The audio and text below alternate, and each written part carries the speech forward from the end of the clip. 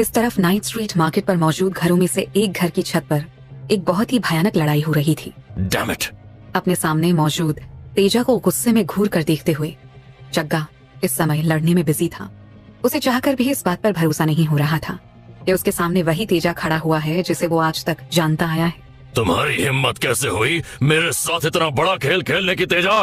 तेजा जग्गा के दाहिने हाथों में से एक था और ये वही वजह थी कि जग्गा को लगा था कि वो तेजा को बहुत ही अच्छे तरीके से जानता है, लेकिन आज तेजा ने उसे गलत साबित कर दिया। जिन 10 लोगों ने तेजा का रास्ता रोक कर रखा हुआ था वो उसे चाह कर भी रोक नहीं पाए थे। तेजा अकेले ही 10 आदमियों से लड़ रहा था और उसके पास सांस तक लेने का समय नहीं था। आखिर तुम हो कौन? जग्गा को लगा था कि ध्रुव के वहां से जाने के बाद तेजा उसके साथ आखिरी लड़ाई लड़ेगा।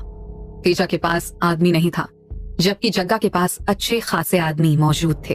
ऐसे में उन दोनों के बीच की स्ट्रेंथ का अंतर साफ साफ देखा जा सकता था। किसी ऐसे के अगेंस्ट लड़कर जिसके सामने उसके जीतने का कोई चांस नहीं है, तेजा खुद अपनी मौत को न्योता दे रहा था। लेकिन अभी अभी तेजा ने जो ताकत दिखाई थी वो इस बात को साबित कर रही थी कि तेजा अपनी मौत को न्योता नहीं दे रहा है। जग्गा शॉक्ड था क्योंकि उसने कभी भी ये नहीं सोचा था कि तेजा इतना ताकतवर था। तेजा एक सिगरेट चलाता है और जग्गा की बगल में बैठ जाता है। तुम्हें ये लग रहा होगा कि मुझे तुमने ट्रेन किया है। क्यों, मैंने नहीं किया है क्या? उस समय में तुम्हारी फैमिली अपनी रोजी रोटी चलाने के लिए एक पुरानी दुकान में ग्रोसरी शॉप चलाने पर डिपेंड रहती थी। एक महीने में तुम कितना ही कमा लेते होगे? तेजा, अगर मैंने उस समय तुम्हारी मदद नहीं की होती ना, तो क्या आज तुम इस मुकाम पर होते? पैसे? सच पूछो तो मैंने वहां पर ग्रोसरी शॉप अपनी रोजी रोटी चलाने के लिए नहीं ली थी। 10 साल पहले मैं कठौता एरिया का एक गैंगस्टर था और पैसा मेरे लिए बस हाथ के मैल जैसा था। लेकिन फिर मेरी जिंदगी में एक लड़की आई जिसने मेरी जिंदगी को रोशन कर दिया और फिर तब से मैंने तय कर लिया था कि मैं उसी से ही शादी करूंगा। उसके लिए मैंने अपनी आइडेंटिटी और अपने सारे बुरे काम छोड़ दिए, यहाँ तक कि मैंने एक बड़े गैंगस्टर बनने के अपने इरादे को भी छोड़ दिया। अपनी बात को कहते हुए तेजा को ऐसा लग रहा था जैसे कि वो अतीत की सुनहरी यादों में खोया हुआ है और उसी का नतीजा था कि उसके चेहरे पर एक हल्की सी स्माइल थी। उसके बाद फिर 5 सालों में न सिर्फ हमने एक दूसरे को जाना बल्कि हम एक दूसरे पर डिपेंड भी रहे और फाइनली अब वो मेरी पत्नी है।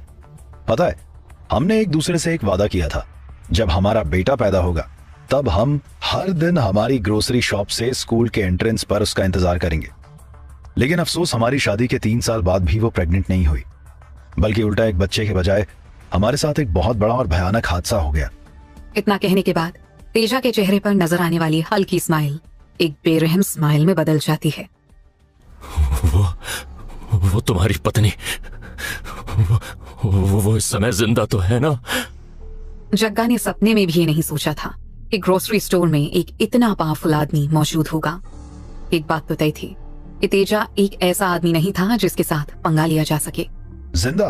वेल, जिंदा तो तुम भी रहोगे, हालांकि ये बात और है कि तुम अलग तरह से जिंदा रहोगे। तेजा अपनी आंखों में बेरहमी के साथ जग्गा को घूर कर देखता है और फिर अगले ही पल जग्गा बार बार लगातार दर्द में कराहने लग जाता है। जब पुलिस वहां पर पहुंची थी तब जग्गा खून के सैलाब में लेटा हुआ था। जग्गा मरा नहीं था, लेकिन उसकी बॉडी में अनगिनत कट्स मौजूद थे। उसके हाथों और पैरों की नसें कटी हुई थी। पुलिस की तरफ से जो मेडिकल एग्जामिनर अपॉइंट हुआ था वो भी जग्गा की हालत को देखकर हैरान हो गया था। जग्गा की बॉडी में मौजूद हर एक कट बहुत ही ज्यादा गहरा था, लेकिन उसके बावजूद वो जानलेवा नहीं था। दूसरी तरफ दिल्ली की यमुना ब्रिज पर तेजा की कार आकर सीधा ध्रुव के सामने जाकर रुकती है। तो जग्गा के साथ अपना हिसाब चुकता कर लिया? ध्रुव किसी पुराने दोस्त के जैसे तेजा का इंतजार कर रहा था और ध्रुव की बात सुनकर तेजा अपनी गर्दन हिलाता है और ध्रुव को एक सिगरेट पकड़ाता है। मिस्टर गिल, आपने ये जो कुछ भी किया उसके लिए थैंक यू। आप चिंता मत करिए, ये सब जो कुछ भी हुआ है इन सब का ब्लेम मैं अपने ऊपर ले लूंगा। पुलिस बहुत ही जल्द मुझे ढूंढते हुए आएगी। चीजें यहाँ से बहुत ही ज्यादा कॉम्प्लिकेटेड होने वाली हैं। उम्मीद करता हूँ कि फ्यूचर में किस्मत एक बार फिर से हमें साथ में लेकर आएगी। इतना कहने के बाद तेजा फिर से ध्रुव को सिगरेट पकड़ाता है, लेकिन ध्रुव अभी भी उस सिगरेट को नहीं लेता है। रख लो, अभी आपको बहुत कुछ सीखना है। तेजा की बात सुनकर फिर ध्रुव के पास अपने चेहरे पर स्माइल के साथ उस सिगरेट को लेने के अलावा और कोई चॉइस नहीं रह गई थी। एक बात सच सच बताओ, तुम्हें सच में जग्गा को हराने के लिए मेरी जरूरत नहीं थी, है ना? फाइनली ध्रुव तेजा से वो सवाल पूछता है जो काफी देर से उसके मन में चल रहा था, और ध्रुव की बात सुनकर तेजा कुछ पलों के लिए खामोश हो जाता है और यमुना ब्रिज के सामने की तरफ देखने लग जाता है। लेकिन जग्गा के लिए उसकी नफरत उसके चेहरे पर साफ साफ नजर आ रही थी। क्या जवाब होगा तेजा का? क्या तेजा ध्रुव को ही एक मोहरा बनाकर इस्तेमाल कर रहा था? हाँ, एक आदमी को जान से मारना बहुत आसान होता है, लेकिन आपके अपोजिट मेरे पास एक आदमी को बर्बाद करने के कोई तरीके नहीं है मिस्टर गिल। इसके अलावा जब जग्गा ने मेरा घर और दुकान गिराई थी तब मेरी पत्नी वहां से बचकर भागने में कामयाब नहीं हो पाई थी। हालांकि वो अभी भी जिंदा है, लेकिन वो अपाहिज हो गई है और कहीं चल फिर नहीं सकती है, इसलिए मुझे ही उसका ध्यान रखना है। लेकिन आप चिंता मत करिए, मैंने पास में ही मछुआरों का एक छोटा गांव ढूंढा है, पुलिस वहां पर मुझे ढूंढ नहीं पाएगी। तेजा फिर एक गहरी सांस लेता है। खैर, अगर कभी मौका मिला तो मैं आपको ड्रिंक जरूर पिलाऊंगा मिस्टर गिल। आपने मेरे लिए जो किया है उसका एहसान मैं सारी जिंदगी नहीं भूलूंगा। आपका ये कर्ज सारी जिंदगी रहेगा मुझ पर। इतना कहने के बाद तेजा फिर अपनी कार में सामान के साथ वहां से चला जाता है और अपनी मंजिल की तरफ जाते हुए उसके चेहरे पर एक अलग ही खुशी और सुकून मौजूद था। इस तरफ दिल्ली पुलिस स्टेशन के बाहर। मिस्टर गिल, आपने इस बार हमारी जो मदद की है उसके लिए मैं पूरे दिल से आपको थैंक यू बोलना चाहता हूँ। चलिए, आज लंच मेरी तरफ से। वैसे भी बहुत जल्द मैं एक सिविलियन हीरो के लिए एक प्रोग्राम बनाने जा रहा हूँ। मिस्टर गिल, मैं उम्मीद करता हूँ कि आप भी उसमें हिस्सा लेंगे। जग्गा जैसे लोकल गुंडे को कैद करना अभिमन्यु रहेजा जैसे आदमी के लिए बहुत बड़ी सफलता की बात थी। लंच वंच रहने दीजिए मिस्टर अभिमन्यु। अगर आप मुझे लंच पर ले जाएंगे तो चीजें बहुत अलग हो जाएंगी। बाय द वे, मैं अपनी दोस्त के बारे में जानना चाहता हूँ। कुछ पता चला कि उसके खाने में जहर मिलाने वाला कौन था? जग्गा ने अभी तक अपने गुनाहों को कबूल नहीं किया है, लेकिन आप चिंता मत करिए, हम बहुत ही जल्द उस आदमी को ढूंढ लेंगे जो इस जहर वाले किस्से का जिम्मेदार है। इसके अलावा मैं बाकी की चीजों को भी देख लूंगा। आप बेफिक्र रहिए। आपकी गर्लफ्रेंड, उप्स, मेरा मतलब है कि आपकी फ्रेंड को जरूर ही इंसाफ मिलेगा। अभिमन्यु रहेजा ने आज से पहले किसी के लिए भी कुछ नहीं किया था, लेकिन इस बार उसे ऐसा करने की जरूरत थी। पुलिस स्टेशन में मालिनी से मिलने के लिए कोई भी रिश्तेदार या दोस्त नहीं आए थे। जब ध्रुव मालिनी से मिलने के लिए गया तब मालिनी पूरी तरह से इमोशनलेस बैठी थी। उसे देखकर ऐसा लग रहा था जैसे कि जब से वो गूंगी पैदा हुई थी तब से ही उसे दूसरों के जुल्म की आदत हो गई थी। पुलिस स्टेशन के बाहर निकलने के बाद ध्रुव को रमोना शेट्टी का ख्याल आता है। उसके बाद वो अपना फोन निकालता है और रमोना को एक मैसेज भेजता है, लेकिन रमोना की तरफ से कोई भी जवाब नहीं आता है। ये देखकर ध्रुव को लगता है कि रमोना जानबूझकर उसे इग्नोर कर रही है। वो एक ऐसी लड़की थी जिसने पहले भी बहुत से लोगों के साथ फ्लर्ट किया था, इसलिए ध्रुव के लिए ये कोई बहुत बड़ी बात नहीं थी। निहाल के घर वापस आने के बाद ध्रुव और निहाल फिर मालिनी को बचाने के लिए तरीके डिस्कस करने लगते हैं। मिस्टर गिल, मालिनी की जिंदगी दांव पर लगी हुई है। इस मामले को सुलझाना वाकई में आसान नहीं होगा। अगर मालिनी ने किसी को जहर नहीं दिया है तो फिर उसे कुछ भी नहीं होगा। निहाल के ध्रुव को दिलासा देने के बाद ध्रुव राहत की सांस लेता है। बाय द वे, ये रंधावा रियल एस्टेट वाले मामले में प्लीज मेरी मदद कीजिए। ध्रुव अच्छे से जानता था कि लोहा जब गर्म हो तभी उस पर हथौड़ा मार देना चाहिए। हालांकि ये बात और थी कि ध्रुव की बात सुनकर निहाल कुछ पलों के लिए खामोश हो जाता है। रंधावा रियल एस्टेट को लेकर निहाल की राय बहुत ज्यादा अच्छी नहीं थी। उसकी नजरों में रंधावा रियल एस्टेट मुसीबत वाली कंपनी है। अगर ध्रुव रियल एस्टेट इंडस्ट्री में इन्वॉल्व होना ही चाहता है तो निहाल उसके लिए बहुत सी कंपनीज खरीद सकता है जो प्रॉफिट और रेप्यूटेशन के मामले में रंधावा रियल एस्टेट से कहीं ज्यादा बेहतर थी। लेकिन फिर भी निहाल ध्रुव की मदद करने के लिए तैयार हो जाता है, क्योंकि वो अच्छे से जानता था कि ध्रुव की अपनी खुद की कोई वजह होगी। निहाल से प्लान डिस्कस करने के बाद ध्रुव एक बार फिर से अपने मोबाइल फोन की तरफ देखता है। रमोना ने अभी भी उसे कोई मैसेज नहीं भेजा था। ये रमोना शेट्टी वाकई में मेरे साथ मजाक ही कर रही थी। लगता है मैं अभी भी बहुत ज्यादा इमैच्योर हूँ। इसके अलावा वो एक बहुत ही अट्रैक्टिव लड़की है। उसकी खूबसूरती के सामने एक कॉलेज स्टूडेंट कुछ भी नहीं है। यहाँ तक कि मालिनी और तृप्ति दोनों को साथ में भी मिला दिया जाए तब भी रमोना उससे कहीं ज्यादा खूबसूरत साबित होगी। उस रात ध्रुव बस सोने ही वाला था कि तभी उसका फोन बजता है। जब ध्रुव अपने फोन की कॉलर आईडी की तरफ देखता है और नोटिस करता है कि रमोना शेट्टी उसे कॉल कर रही है। रमोना शेट्टी का नाम देखकर ध्रुव तुरंत ही उसका फोन उठाता है, लेकिन वो नोटिस करता है कि दूसरी तरफ से रमोना शेट्टी कुछ भी नहीं कर रही है।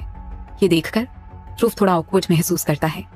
ध्रुव बातचीत में बहुत ज्यादा अच्छा नहीं था और किसी लड़की के साथ किस तरह से फ्लर्ट करते हैं वो तो उसे बिल्कुल भी नहीं आता था, लेकिन फिर भी वो अपनी पूरी कोशिश कर रहा था। रमोना, क्या हुआ? सब ठीक तो है ना? फोन की दूसरी तरफ रमोना शेट्टी, एक खूबसूरत और सेडक्टिव लड़की, कुछ भी नहीं बोल रही थी, बल्कि वो बस धीमी आवाज में रो रही थी। रमोना शेट्टी इस समय बुरी तरह से रो रही थी और उसके लिए खुद को कंट्रोल कर पाना मुश्किल हो रहा था। रमोना, बताइए ना, क्या हुआ है आपको? आप ठीक तो हैं? ध्रुव रमोना को अपनी फैमिली के तौर पर मानता था। एक तरफ रमोना ध्रुव से उम्र में बड़ी थी, इसके अलावा रमोना ने आज ध्रुव की मदद की थी। अगर आज रमोना नहीं होती तो बस केवल तेजा के साथ काम कर ध्रुव जग्गा को हराने में कामयाब नहीं हो पाता। ध्रुव रमोना शेट्टी की बहुत इज्जत करता था और इसलिए अब रमोना की ये खामोशी उसे परेशान कर रही थी। आखिर क्या हुआ है रमोना को? क्या उसकी जान खतरे में है? और क्या वक्त रहते ध्रुव रमोना को बचा पाएगा, या फिर ये ध्रुव के खिलाफ किसी की कोई नई चाल है? रमोना? फोन की दूसरी तरफ रमोना फिर अचानक से रोना बंद कर देती है। उल्टा वो हल्का सा हंसने लग जाती है। ध्रुव, तुम बहुत ही ज्यादा क्यूट हो और तुम एक बहुत ही अच्छे आदमी भी हो। मैं वाकई में तुम पर अपना सारा प्यार लुटाना चाहती हूँ। रमोना के बिहेवियर में अचानक से इस तरह के बदलाव देखकर और उसकी बात सुनकर कंफ्यूजन में ध्रुव की आंखें खुली की खुली रह जाती हैं। आखिर ये कहना क्या चाहती है? यही सवाल रमोना के मन में चल रहा था। ये आप कैसे करेंगे? ध्रुव की बात सुनकर रमोना ने एक बार फिर से चार्मिंग तरीके से स्माइल की। क्यों ना आज रात बेड में मैं तुम्हें इसके बारे में सिखाऊं। मैं मर्दों पर प्यार लुटाने में बहुत अच्छी हूँ। रमोना की बात सुनकर ध्रुव एक गहरी सांस लेता है। अचानक से ही उसका चेहरा शर्म से लाल हो गया था और उसकी धड़कनें बहुत ज्यादा तेज हो गई थी। रमोना से बात करने की वजह से उसकी सांसें अटकने लगी थी। ध्रुव फिर अपनी घड़ी की तरफ देखता है, क्योंकि ध्रुव के पास और भी दूसरे काम थे, इसलिए आज रात उसे देर हो रही थी। उसके लिए थोड़ा इंतजार करना पड़ेगा। दरअसल कल मुझे रंधावा रियल एस्टेट जाना है उनकी ऑफिशियल ओपनिंग सेरेमनी के लिए। ध्रुव की बात सुनकर रमोना थोड़ी नाखुश हो जाती है और छोटी बच्ची की तरह खुद में ही कुछ बड़बड़ाती है। तो क्या तुम मुझे सीधा सीधा रिजेक्ट कर रहे हो? हाँ, ध्रुव, तुम बहुत ही शैतान हो। रमोना शेट्टी की बात सुनकर ध्रुव की बोलती बंद हो गई थी। रमोना उसके साथ फ्लर्ट कर रही थी, लेकिन उसका दिमाग कुछ ज्यादा ही तेज चल रहा था और यही वजह थी कि ध्रुव चाह कर भी ये बात समझ नहीं पा रहा था कि रमोना शेट्टी के दिमाग में आखिर चल क्या रहा था। ठीक है, मैं कल तुमसे मिलती हूँ। रमोना की बात सुनकर ध्रुव हाँ में अपनी गर्दन हिलाता है और कुछ कहने ही वाला होता है कि अचानक से उसे फोन की दूसरी तरफ से दबी दबी से चिल्लाने की आवाज सुनाई देती है। वो एक बहुत ही अजीब सी आवाज थी, जो कि एक ओड़े की आवाज से मिलती जुलती थी। रमोना, आप श्योर हैं कि आप ठीक हैं? कम ऑन ध्रुव, बाकियों को नहीं पता कि मैं कौन हूँ, लेकिन क्या तुम्हें भी नहीं पता कि मैं कौन हूँ? भला मुझे क्या हो सकता है? एक ऐसी लड़की जो जग्गा के अगेंस्ट खड़ी हो सकती है, उसे नुकसान पहुंचा पाना वाकई में बहुत मुश्किल है। ठीक है, फिर अगर आपको किसी चीज की जरूरत हो तो मुझे बताइएगा। ध्रुव को ऐसा महसूस होता है जैसे कि रमोना अपने शब्दों से कुछ और कहना चाहती थी, लेकिन वो चाह कर भी समझ नहीं पा रहा था कि क्या। रमोना दूसरी तरफ बस केवल कहती है और फिर जल्दी से कॉल कट कर देती है। कॉल कट करने के बाद रमोना फिर अपने पीछे मौजूद आदमी की तरफ देखती है और खुद को हो रहे दर्द को बर्दाश्त करते हुए वो बस केवल हल्का सा स्माइल कर देती है। मिस्टर गुलाटी, कॉल खत्म हो गई है। आपने सुना ना उसने क्या कहा? वो बस केवल एक कॉलेज स्टूडेंट है और इसलिए वो आपको किसी भी तरह का कोई भी खतरा नहीं पहुंचा सकता है। रमोना की बात सुनकर शिखर गुलाटी काफी देर तक उसे घूर कर देखता रहता है। क्या ध्रुव वाकई में एक खतरा नहीं है? यही सवाल शिखर गुलाटी के मन में चल रहा था, लेकिन फिर एक सच ये भी था कि ध्रुव बहुत ही आसानी से जग्गा को हराने में कामयाब हो गया था और ये शिखर गुलाटी के लिए कोई छोटी बात नहीं थी। दूसरी तरफ रमोना से बात करने के बाद ध्रुव फिर अपनी गाड़ी की तरफ देखता है और उसके बाद तृप्ति को एक मैसेज भेजता है। हाय तृप्ति, तुम कहाँ पर हो? मैं तुमसे मिलना चाहता हूँ। ध्रुव का मैसेज पाकर तृप्ति को अपने मन में बहुत मिक्स्ड फीलिंग्स महसूस होती हैं। वो कुछ देर तक सोच में पड़ जाती है और फिर अंत में वो एक टेक्स्ट के साथ रिप्लाई करती है। चलो मेरे घर के पास वाले रेस्टोरेंट में चलकर साथ में कुछ खाते हैं, मुझे थोड़ी भूख लगी है। तृप्ति ना तो ध्रुव से ये पूछती है कि वो इस समय क्या कर रहा है और ना ही वो ध्रुव को निशा के बारे में कुछ भी एक्सप्लेन करने के लिए फोर्स करती है। तृप्ति को ध्रुव पर पूरा भरोसा था। भले ही उसकी बहन निशा घर आने के बाद पूरी रात रोई थी और लगातार नहाई थी, पर फिर भी तृप्ति को ध्रुव पर भरोसा था। ठीक है। तृप्ति के मैसेज भेजने के बाद ध्रुव बहुत ही जल्द ड्राइव करके तृप्ति के घर के पास वाले रेस्टोरेंट में पहुंच जाता है। तृप्ति ने ऑलरेडी अपने और ध्रुव के लिए टेबल रिजर्व करके रखी हुई थी।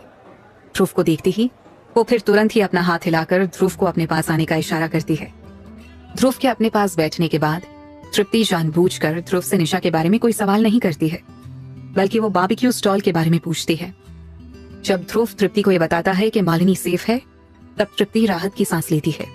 लेकिन इससे पहले कि ध्रुव और तृप्ति अपने खाने को एंजॉय कर पाते, अचानक से ही लोगों का एक ग्रुप वहां पर आ जाता है। ध्रुव उनके लीडर को बहुत अच्छी तरह से जानता था, क्योंकि उन लोगों का लीडर और कोई नहीं बल्कि ईशान जिंदल था, और उसके पीछे मौजूद लोग जिंदल फैमिली के मेंबर्स थे। और सिर्फ इतना ही नहीं, उन लोगों के साथ पुलिस वाले भी मौजूद थे। अपनी आंखों के सामने इस नजारे को देखते ही तृप्ति तुरंत ही अपने चेहरे पर शर्मिंदगी के साथ खड़ी हो जाती है। वो तुरंत ही ध्रुव की तरफ जाती है, लेकिन ये तो वो भी अच्छे से जानती थी कि अब उसके लिए माफी मांगने का समय नहीं रह गया था। ध्रुव, तुम्हें जल्द से जल्द यहाँ से जाना होगा। जाओ जल्दी, अभी। तृप्ति ध्रुव से बस केवल इतना ही कहती है। वो ये बात नहीं जानती थी कि ईशान उसका पीछा कर रहा है। नहीं तो अगर उसे ये बात पता होती तो फिर वो कभी भी ध्रुव को इस तरह से डिनर के लिए नहीं बुलाती। लेकिन अब कुछ भी करने के लिए बहुत देर हो गई थी। ईशान ऑलरेडी चलता हुआ ध्रुव के पास आ गया, और इसलिए अब अगर ध्रुव चाहे भी तो वहां से कहीं नहीं जा सकता था। आखिर कैसे बचाएगा ध्रुव खुद को इस मुसीबत से? ईशान ध्रुव के साथ क्या करने वाला है? क्या इन सब के बाद ध्रुव और तृप्ति एक दूसरे से हमेशा हमेशा के लिए अलग हो जाएंगे? तृप्ति, तुम वाकई में बहुत समझदार लड़की हो। तुम अच्छे से इस बात को समझती हो कि तुम्हें अपनी बहन का बदला लेना है। ईशान तृप्ति और ध्रुव की टेबल की तरफ आता है, और फिर वो घूरते हुए ध्रुव को देखता है। ध्रुव, जितना भाग सकते हो उतना भाग लो, लेकिन कानून के हाथ बहुत लंबे होते हैं। तुम कानून से बचकर नहीं भाग सकते हो। ईशान की बात सुनकर ध्रुव हक्का बक्का रह गया था। उसे समझ में नहीं आ रहा था कि ईशान क्या कहने की कोशिश कर रहा है। भला वो क्यों भागेगा? वो तो बस पिछले कुछ दिनों से काम में बिजी था और कुछ नहीं। यही सवाल इस समय ध्रुव के मन में चल रहा था। ईशान अंकल, क्या आपको कोई गलत फहमी हुई है? तृप्ति के पीछे खड़ा हुआ ध्रुव ईशान से पूछता है, और ध्रुव की बात सुनकर ईशान स्माइल करता है और कसकर अपने हाथ टेबल पर दे मारता है। गलतफहमी? भला मुझे कौन सी गलतफहमी होगी? ईशान इतनी जोर से गुस्से में गुर्राया था कि उसकी गुर्राने की आवाज ने उस रेस्टोरेंट में डिनर कर रहे सभी दूसरे कस्टमर्स को डरा कर रख दिया था।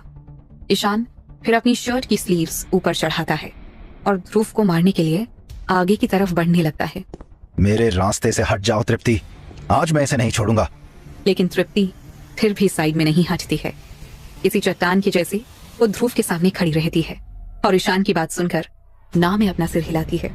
मैंने कहा दफा हो जाओ यहाँ से, क्योंकि तुम्हारे पिता यहाँ पर नहीं हैं। इसलिए इस समय इस फैमिली का इंचार्ज मैं हूँ। तुम्हारी बहन इस समय फूट फूट कर रो रही है और तुम्हें उसकी रत्ती भर भी परवाह नहीं है। उसे उस हालत में छोड़कर तुम यहाँ इस कमीने से मिलने आई हो। और सिर्फ इतना ही नहीं, तुम्हारी इतनी हिम्मत कि तुम इसे बचाने की कोशिश कर रही हो। शर्म नहीं आती तुम्हें? ईशान का दिल कर रहा था कि वो अभी इसी वक्त तृप्ति को कसकर थप्पड़ लगा दे, लेकिन वो ऐसा करता नहीं है, बल्कि वो पीछे पलटकर आस्था जिंदल की तरफ देखता है। देख रही हैं अपनी सो कॉल्ड अच्छी बेटी को आप? जब तृप्ति जिंदल फैमिली के बाहर निकली थी, तब आस्था और ईशान ने चुपके से उसका पीछा किया था। हालांकि ये बात और थी कि खुद आस्था ने भी एक्सपेक्ट नहीं किया था कि तृप्ति ध्रुव से मिलने के लिए जाएगी। आस्था के लिए ये बहुत ज्यादा शर्म की बात थी। आफ्टर ऑल ध्रुव की ही वजह से जिंदल फैमिली बर्बाद हुई थी, तो ऐसे में तृप्ति ध्रुव से मिलने के लिए कैसे जा सकती है? मेरे साथ चलो तृप्ति। आस्था जिंदल तृप्ति के पास जाकर अपनी आंखों में आंसुओं के साथ तृप्ति को ध्रुव से दूर अपनी तरफ खींचती है। तृप्ति के पास फिर पलटकर ध्रुव की तरफ देखने के अलावा और कोई भी चारा नहीं बचा था। तुम जानती हो इस कमीने ने तुम्हारी बहन के साथ क्या किया है? क्यों आई थी तुम इससे मिलने? इतना कहने के बाद आस्था जिंदल फिर तृप्ति को अलग खींच कर ले जाकर उस रेस्टोरेंट के बाहर चली जाती है। हालांकि ये बात और थी कि आस्था जिंदल की बात सुनकर वहां पर मौजूद लोगों को थोड़ा बहुत मामला समझ में आ गया था, और अब वो सब के सब अपनी आंखों में एक अजीब से लुक के साथ ध्रुव को देख रहे थे। लगता है इस लड़के ने उस लड़की की बहन का रेप किया है। नहीं, ऐसा नहीं होगा। वो लड़की देखने में बहुत ही ज्यादा खूबसूरत लग रही थी, और इसीलिए मैं श्योर हूँ कि उस लड़की की बहन भी देखने में बहुत अच्छी लगती होगी। हो सकता है कि ये लड़का उन दोनों ही लड़कियों को घुमा रहा हो। उन लोगों के चारों ओर और ज्यादा से ज्यादा लोग इकट्ठा हो गए थे और उन लोगों की बातें सुनकर आस्था जिंदल को और भी ज्यादा बुरा लग रहा था और इसीलिए वो और भी ज्यादा जल्द तृप्ति को खींचकर रेस्टोरेंट से बाहर लेकर आ गई थी। चिंता मत करो, तुम्हारे ईशान अंकल कानून के हिसाब से उसे सजा देंगे। कानून के हिसाब से? अपनी माँ की बात सुनकर तृप्ति पलटकर पीछे की तरफ देखती है। जब ईशान ने अपनी स्लीव्स ऊपर की तरफ चढ़ाई थी तब उसे देखकर ऐसा लग रहा था जैसे कि वो ध्रुव को बुरी तरह से पीटने वाला है। उसे ये देखकर कहीं से भी नहीं लग रहा था कि वो कानून को फॉलो करने वाला है। और तो और उनके उस रेस्टोरेंट से बाहर निकलते ही पुलिस वहां पर आ गई थी।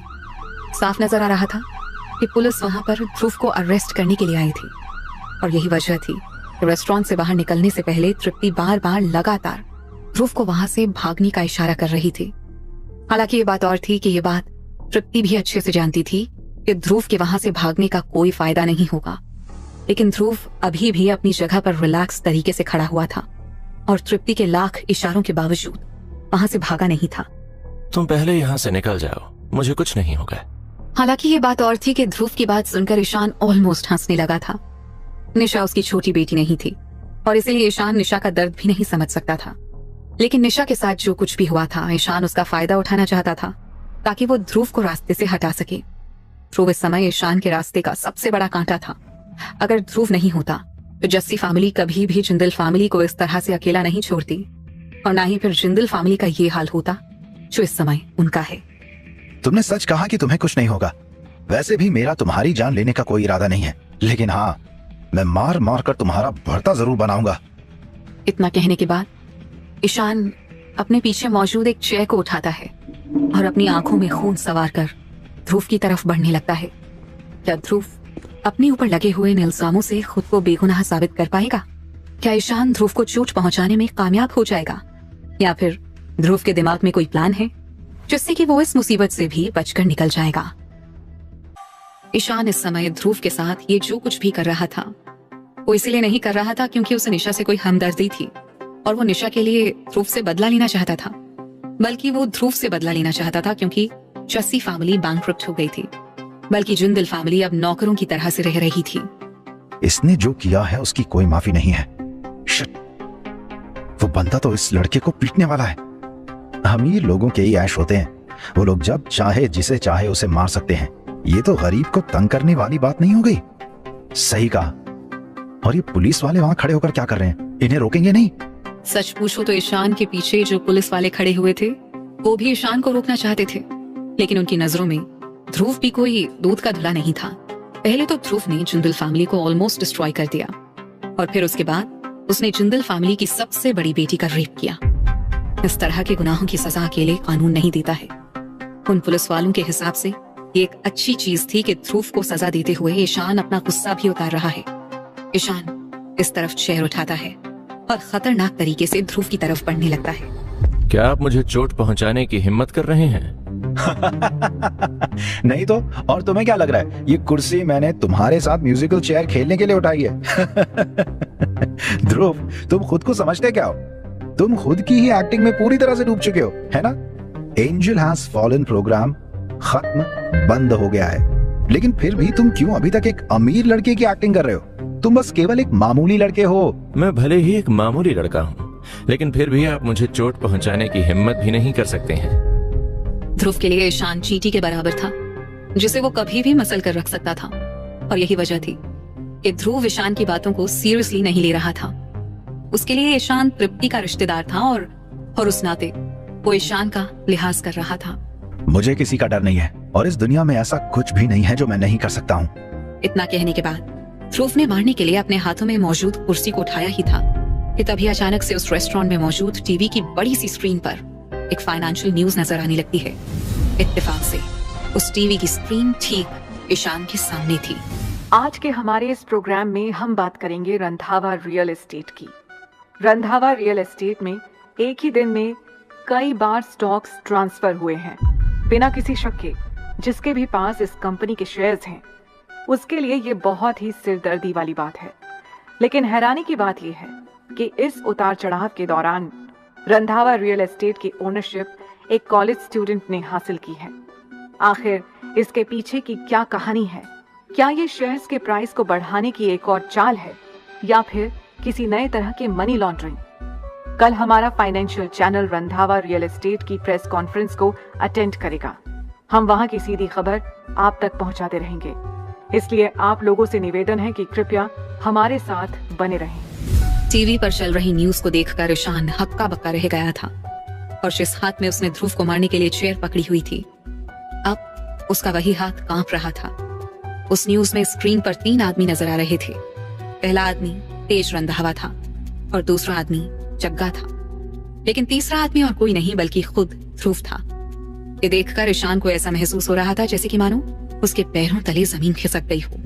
आज तक ईशान की नजरों में ध्रुव बस केवल एक लूजर था जिसे उसने हमेशा ही नीचा दिखाया था, लेकिन अब ध्रुव एक्चुअल में रंधावा रियल एस्टेट का एक मेजर शेयर होल्डर है। इसका मतलब ये हुआ कि पाली स्ट्रीट में जो लैंड का टुकड़ा पड़ा हुआ है उसको लेकर जो भी आखिरी फैसला होगा वो ध्रुव का होगा। जैसे ही ईशान को इस बात का एहसास होता है, उसे लगता है कि जैसे कि मानो उसे 440 वोल्ट का झटका लगा हो। यहाँ तक कि उसके हाथ में मौजूद शेयर भी इस समय बुरी तरह से कांप रही थी। कोई भी एंजल हैज फॉलन प्रोग्राम को स्क्रिप्टेड कह सकता है, लेकिन फाइनेंशियल न्यूज वो तो किसी भी कीमत पर फेक नहीं हो सकती ना। इन सभी चीजों के बारे में सोचते हुए ईशान बहुत लंबे समय तक अपने हाथों में मौजूद शेयर को नीचे नहीं रखता है। उसके हाथ अभी लगातार कांप रहे थे। आफ्टर ऑल ईशान बस केवल एक बिजनेसमैन था और वो कहीं से भी रंधावा रियल एस्टेट के मेजर शेयर होल्डर का मुकाबला नहीं कर सकता था। ये सब कुछ आखिर क्या हो रहा है? ध्रुव अब क्यों रंधावा रियल एस्टेट का एक मेजर शेयर होल्डर बन गया है? ईशान को समझ में नहीं आ रहा था कि आखिर कैसे चीजें इस तरह से हो गई हैं। लेकिन वो एक स्मार्ट आदमी था। बात जब उगते हुए सूरज को सलाम करने की आती है तो ईशान उसमें प्रोफेशनल था। अपने हाथ में चेयर को लिए हुए वो सारी की सारी न्यूज पढ़ता रहा और फिर वो इस बात के लिए कंफर्म हो जाता है कि न्यूज में जो आदमी दिखाया जा रहा है वो कोई और नहीं बल्कि वाकई में ध्रुव ही है।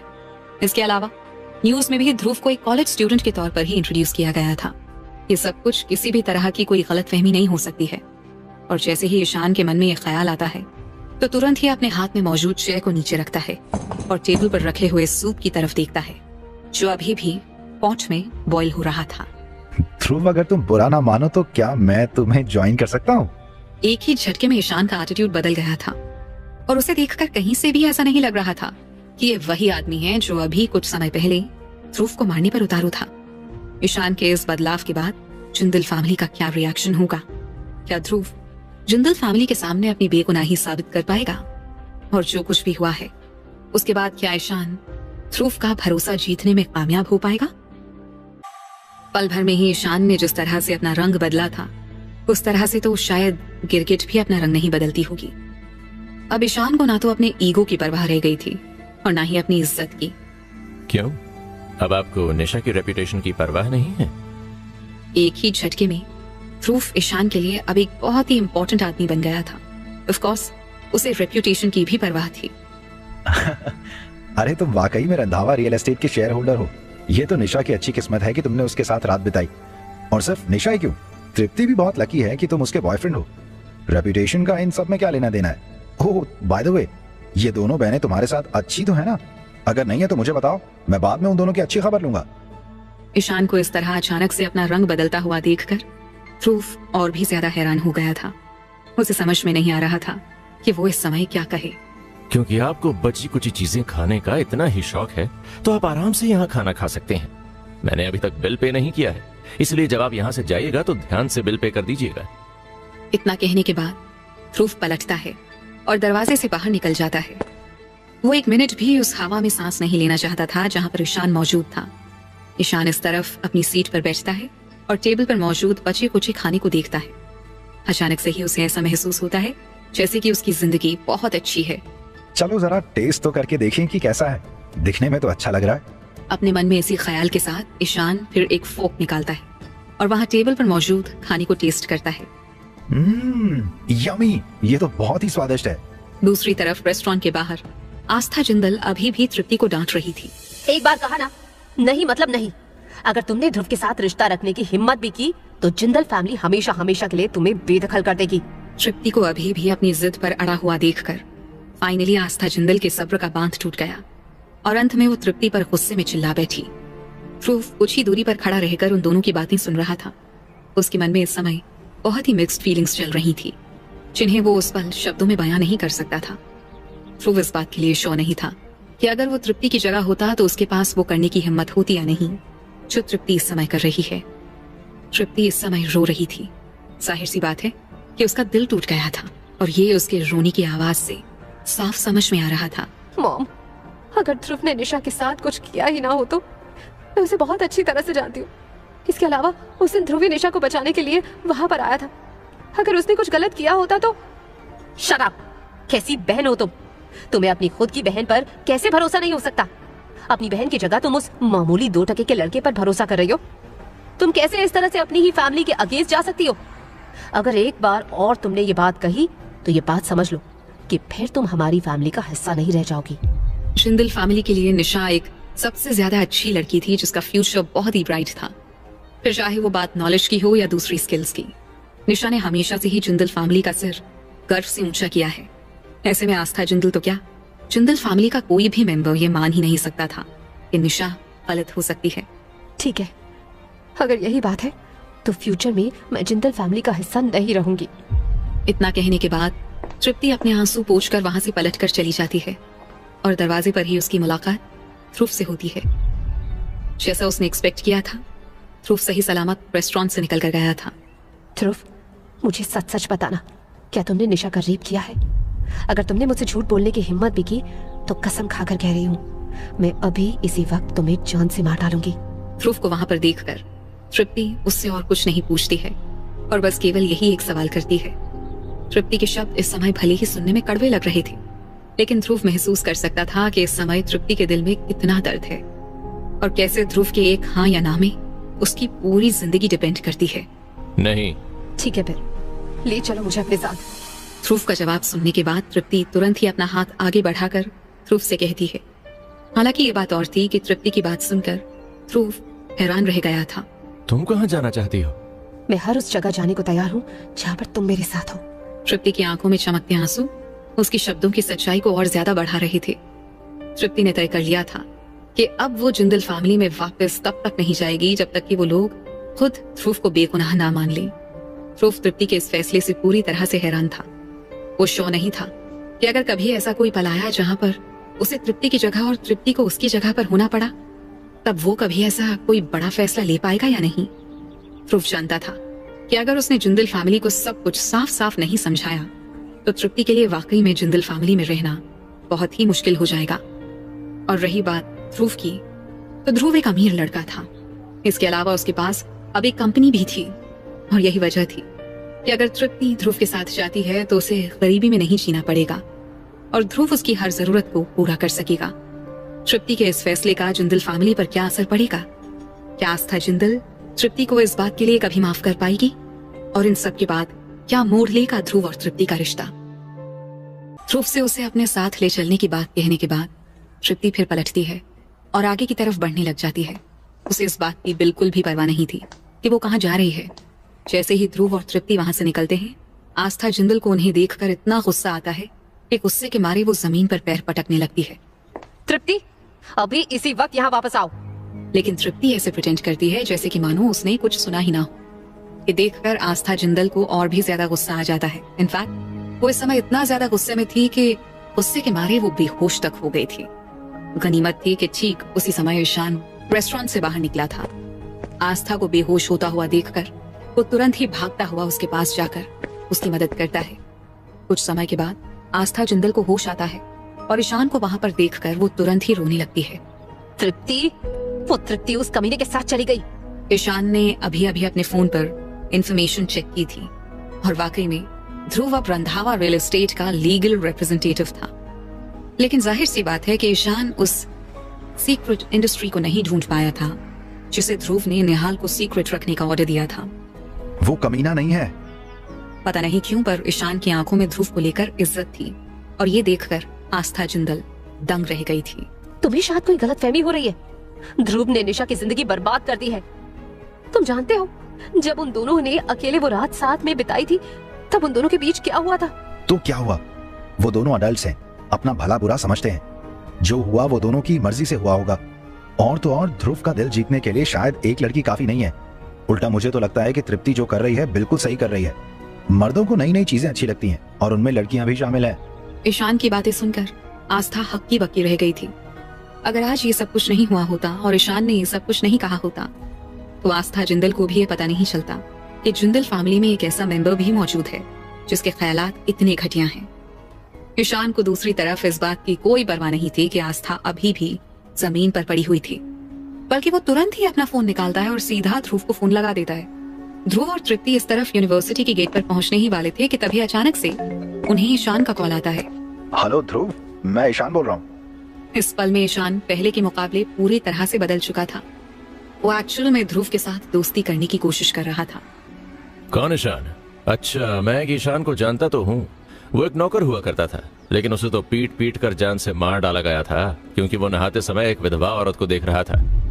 ये साफ नजर आ रहा था कि ईशान जानता था कि ध्रुव अब एक पावरफुल आदमी है और इसलिए वो ध्रुव के साथ अपने रिश्ते सही करना चाहता है। लेकिन ध्रुव अपने जवाब में और भी कहीं ज्यादा साफ था। ध्रुव को अपने लिए काम करने के लिए हर तरह के टैलेंट्स की जरूरत थी, लेकिन किसी भी कीमत पर उसे ईशान जैसे लोगों की जरूरत नहीं थी। और इसीलिए ईशान से थोड़ी सी बात करने के बाद ध्रुव सीधा फोन रख देता है। इस तरफ ध्रुव को फोन रखता हुआ देखकर ईशान की भौहें भी सिकुड़ जाती हैं। ध्रुव, तुम्हें क्या लगता है कि सिर्फ इसलिए क्योंकि तुम मुझसे बात नहीं करना चाहते हो इसलिए तुम मुझे इग्नोर कर सकते हो? कल रंधावा रियल एस्टेट की प्रेस कॉन्फ्रेंस में मैं तुम्हें बताऊंगा कि मैं क्या कर सकता हूँ। इतना कहने के बाद ईशान बेरहमी से हंसने लग जाता है। यहाँ तक कि आस्था जिंदल जो ईशान के बगल में खड़ी हुई थी वो भी ईशान की बातों को सुनकर कांपने लग जाती है। इस तरफ ध्रुव और तृप्ति यूनिवर्सिटी के गेट पर पहुंच गए थे और तृप्ति का चेहरा अभी भी अपसेट नजर आ रहा था। ध्रुव, तुम मुझे घर लेकर नहीं जा रहे हो? ध्रुव के करीब जाकर तृप्ति अपनी मायूस आवाज में उससे पूछती है। सच पूछो तो ध्रुव भी तृप्ति को घर लेकर जाना चाहता था, लेकिन प्रॉब्लम ये थी कि उसका घर पूरी तरह से जलकर राख हो गया था और उसकी माँ अभी भी होटल में ही रह रही थी। मेरे घर में आग लग गई थी इसलिए। ओ हाँ, सॉरी, मैं ये भूल कैसे सकती हूँ। तो चलो फिर होटल में चलकर रहते हैं। यूनिवर्सिटी में मेरे पास रहने के लिए कोई भी जगह नहीं है। तृप्ति ध्रुव से कहती है। होटल नाम सुनकर नर्वसनेस में ध्रुव के कान खड़े हो जाते हैं। खैर कुछ समय के बाद ध्रुव और तृप्ति यूनिवर्सिटी के ठीक बाहर आइकॉनिक होटल में पहुंचते हैं। रास्ते भर ध्रुव का दिल जोरों से उसके सीने में धड़क रहा था। बिना किसी शक के तृप्ति इस समय ध्रुव से ज्यादा एक्टिव थी और उसी का ही नतीजा था कि जैसे ही वो लोग होटल में पहुंचे थे तृप्ति ने तुरंत ही रिसेप्शन पर पहुंचकर एक रूम बुक करवा लिया था। ध्रुव होटल रूम का की कार्ड लाता है और नोटिस करता है कि तृप्ति ने बस केवल एक ही रूम बुक किया है। वो मुझे अंधेरे से डर लगता है, इसीलिए मैं अकेले नहीं रहना चाहती हूँ।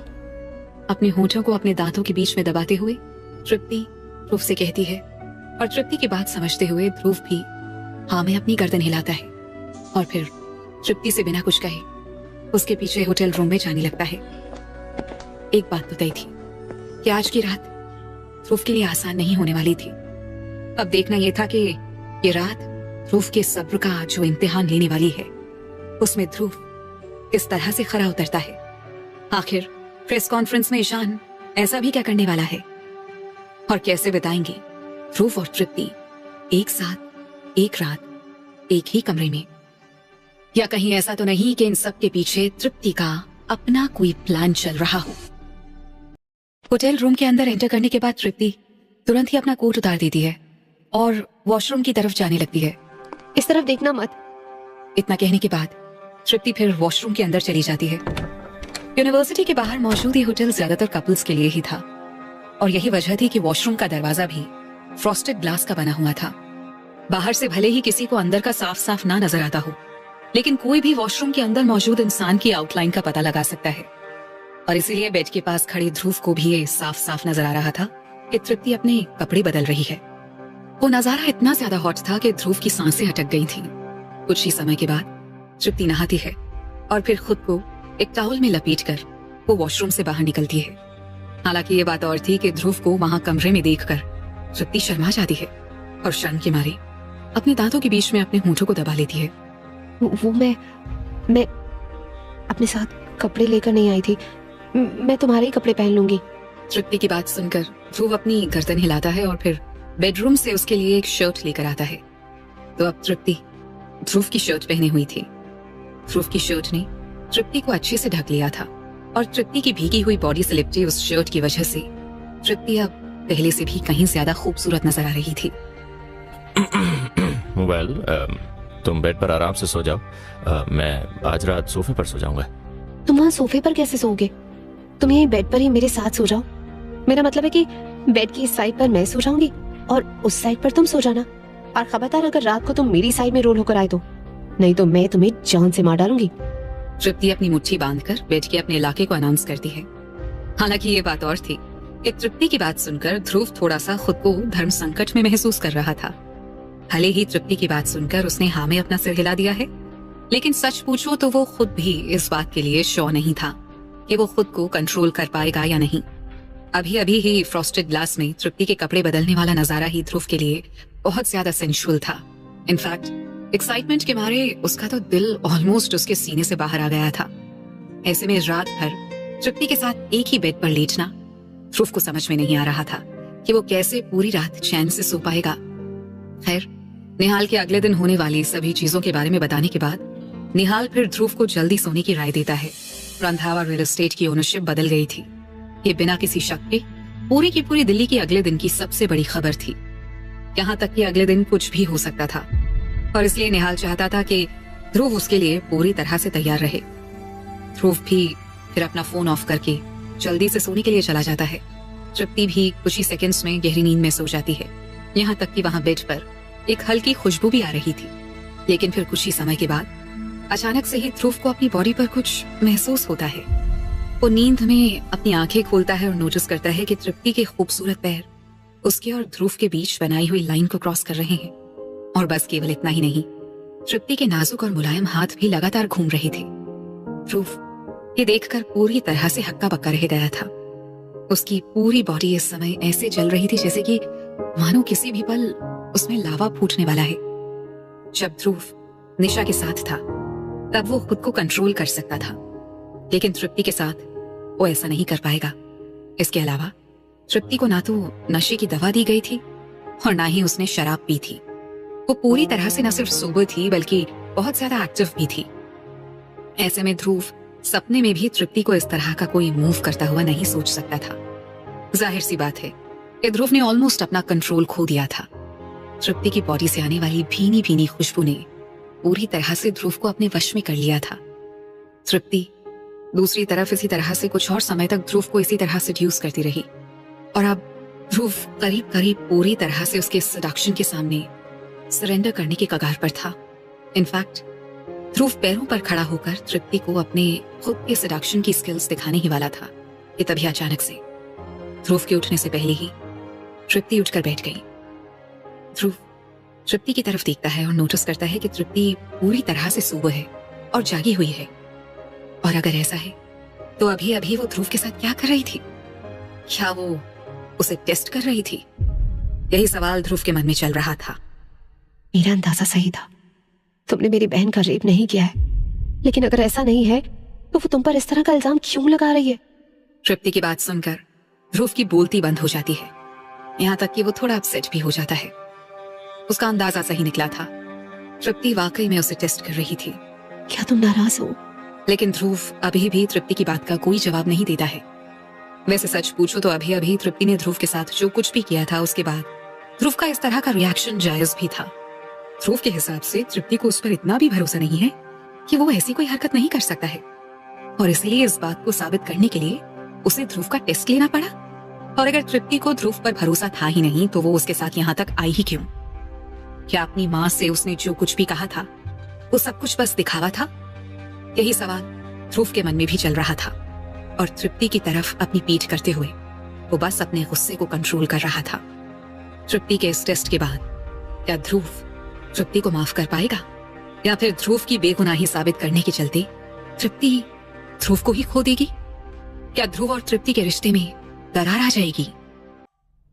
जब तृप्ति देखती है कि ध्रुव वाकई में नाराज है तो उसे इस बात का एहसास हो जाता है कि वो वाकई में गलत थी और इसीलिए वो तुरंत ही ध्रुव को पीछे से गले लगा लेती है और उसकी आंखों में आंसू बहने लगते हैं। Dhruv, I am sorry, Jindal family तुम पर भरोसा नहीं करती है। चाहे मैं उनसे कुछ भी क्यों ना कह लूं, लेकिन वो लोग इस बात पर भरोसा करने के लिए तैयार ही नहीं है कि तुम बेगुनाह हो। कभी कभी तो मुझसे बर्दाश्त ही नहीं हो पाता है, और इसलिए मैं बस ये प्रूफ करना चाहती हूँ कि तुम। तृप्ति की मायूस आवाज सुनकर ध्रुव पलटकर उसकी तरफ देखता है और उसकी आंखों में मौजूद आंसुओं को देखकर ध्रुव का गुस्सा काफी हद तक शांत हो जाता है। तुम गुस्सा मत करो, देखो मैंने ऑलरेडी तुमसे सॉरी बोल दिया है। तृप्ति जानती थी कि उसने गलती की है और इसलिए वो ध्रुव के सामने अब क्यूट बन रही है। इससे पहले कि ध्रुव कुछ कह पाता, तृप्ति एक बार फिर से आगे बढ़ती है और ध्रुव को कस के गले लगा लेती है। तृप्ति के शर्ट के थ्रू ध्रुव को उसके सीने की सॉफ्टनेस महसूस हो रही थी, लेकिन ध्रुव जानता था कि यह कंट्रोल खोने का समय नहीं है। इसलिए तृप्ति को अपनी बाहों में रखे हुए ध्रुव बेड पर लेटता है और तृप्ति अपना सिर ध्रुव के सीने पर रख देती है। ध्रुव फिर अपना हाथ तृप्ति की कमर पर रखता है और धीरे धीरे उसकी पीठ सहलाता है। फाइनली कुछ समय के बाद तृप्ति सो जाती है और उसकी सांसें गहरी हो जाती हैं। लेकिन इस बार तृप्ति असल में सो गई थी और वो भी बहुत गहरी नींद में। ध्रुव उसे देखकर स्माइल करता है और धीरे से उसके सिर पर किस कर देता है। ध्रुव और तृप्ति की वो रात बहुत ही शांत थी, लेकिन दिल्ली शहर में वो रात बिना किसी शक के कहीं से भी शांत नहीं थी। इस तरफ ड्रीम बार में निशा एक बार फिर से इसी जगह पर आई थी। उसने काले रंग का कोट पहना हुआ था और उसे देखकर ये साफ समझ में आ रहा था कि उसके साथ जो हादसा हुआ था उस पर उसका बहुत गहरा असर हुआ है। केटीवी में एंटर करने के बाद निशा फिर अपनी हैट और अपना कोट उतारती है और नोटिस करती है कि उसके सामने ऑलरेडी वाइन का एक ग्लास रखा हुआ है। जो आदमी निशा के सामने बैठा हुआ था वो निशा के कॉलेज के टाइम का उसका एक क्लासमेट था, आमोद। निशा आमोद की तरफ देखती है, लेकिन वो उस वाइन ग्लास को नहीं उठाती है। निशा, पिछली बार तुम्हारे साथ जो हुआ वो सही नहीं हुआ था। बहुत कुछ सहा है तुमने, तुम ठीक तो हो ना? आमोद की बात सुनकर निशा बस केवल सिर हिला देती है। निशा बहुत अच्छी तरह से जानती थी कि ध्रुव ने उसे ना तो गलत तरीके से छुआ है और ना ही उसके साथ कुछ गलत किया है, और इसीलिए वो सीधा आमोद की तरफ देखती है। मैं ठीक हूँ। आमोद, तुमने कहा था कि तुम जिंदल फैमिली के लिए पाली स्ट्रीट को हासिल करने में मेरी मदद करोगे, तो क्या तुमने उस मामले को सुलझा लिया? आमोद कॉलेज में निशा का क्लासमेट था। उस जमाने में वो दोनों एक दूसरे के बहुत ज्यादा करीब नहीं थे। निशा एक बहुत ही स्टूडियस लड़की थी जिसका फोकस हमेशा से पढ़ाई पर ही रहता था, और यही वजह थी कि वो हार्डली ही लड़कों के साथ बातें करती थी। वहीं दूसरी तरफ आमोद हमेशा से ही एक एक्टिव और हाई प्रोफाइल लड़का था, लेकिन कॉलेज में ये कोई भी नहीं जानता था कि आमोद शर्मा फैमिली का सबसे बड़ा बेटा है और उसकी फैमिली दिल्ली की 4 बड़ी फैमिलीज में से एक है। शर्मा फैमिली हमेशा से ही लो प्रोफाइल रही है।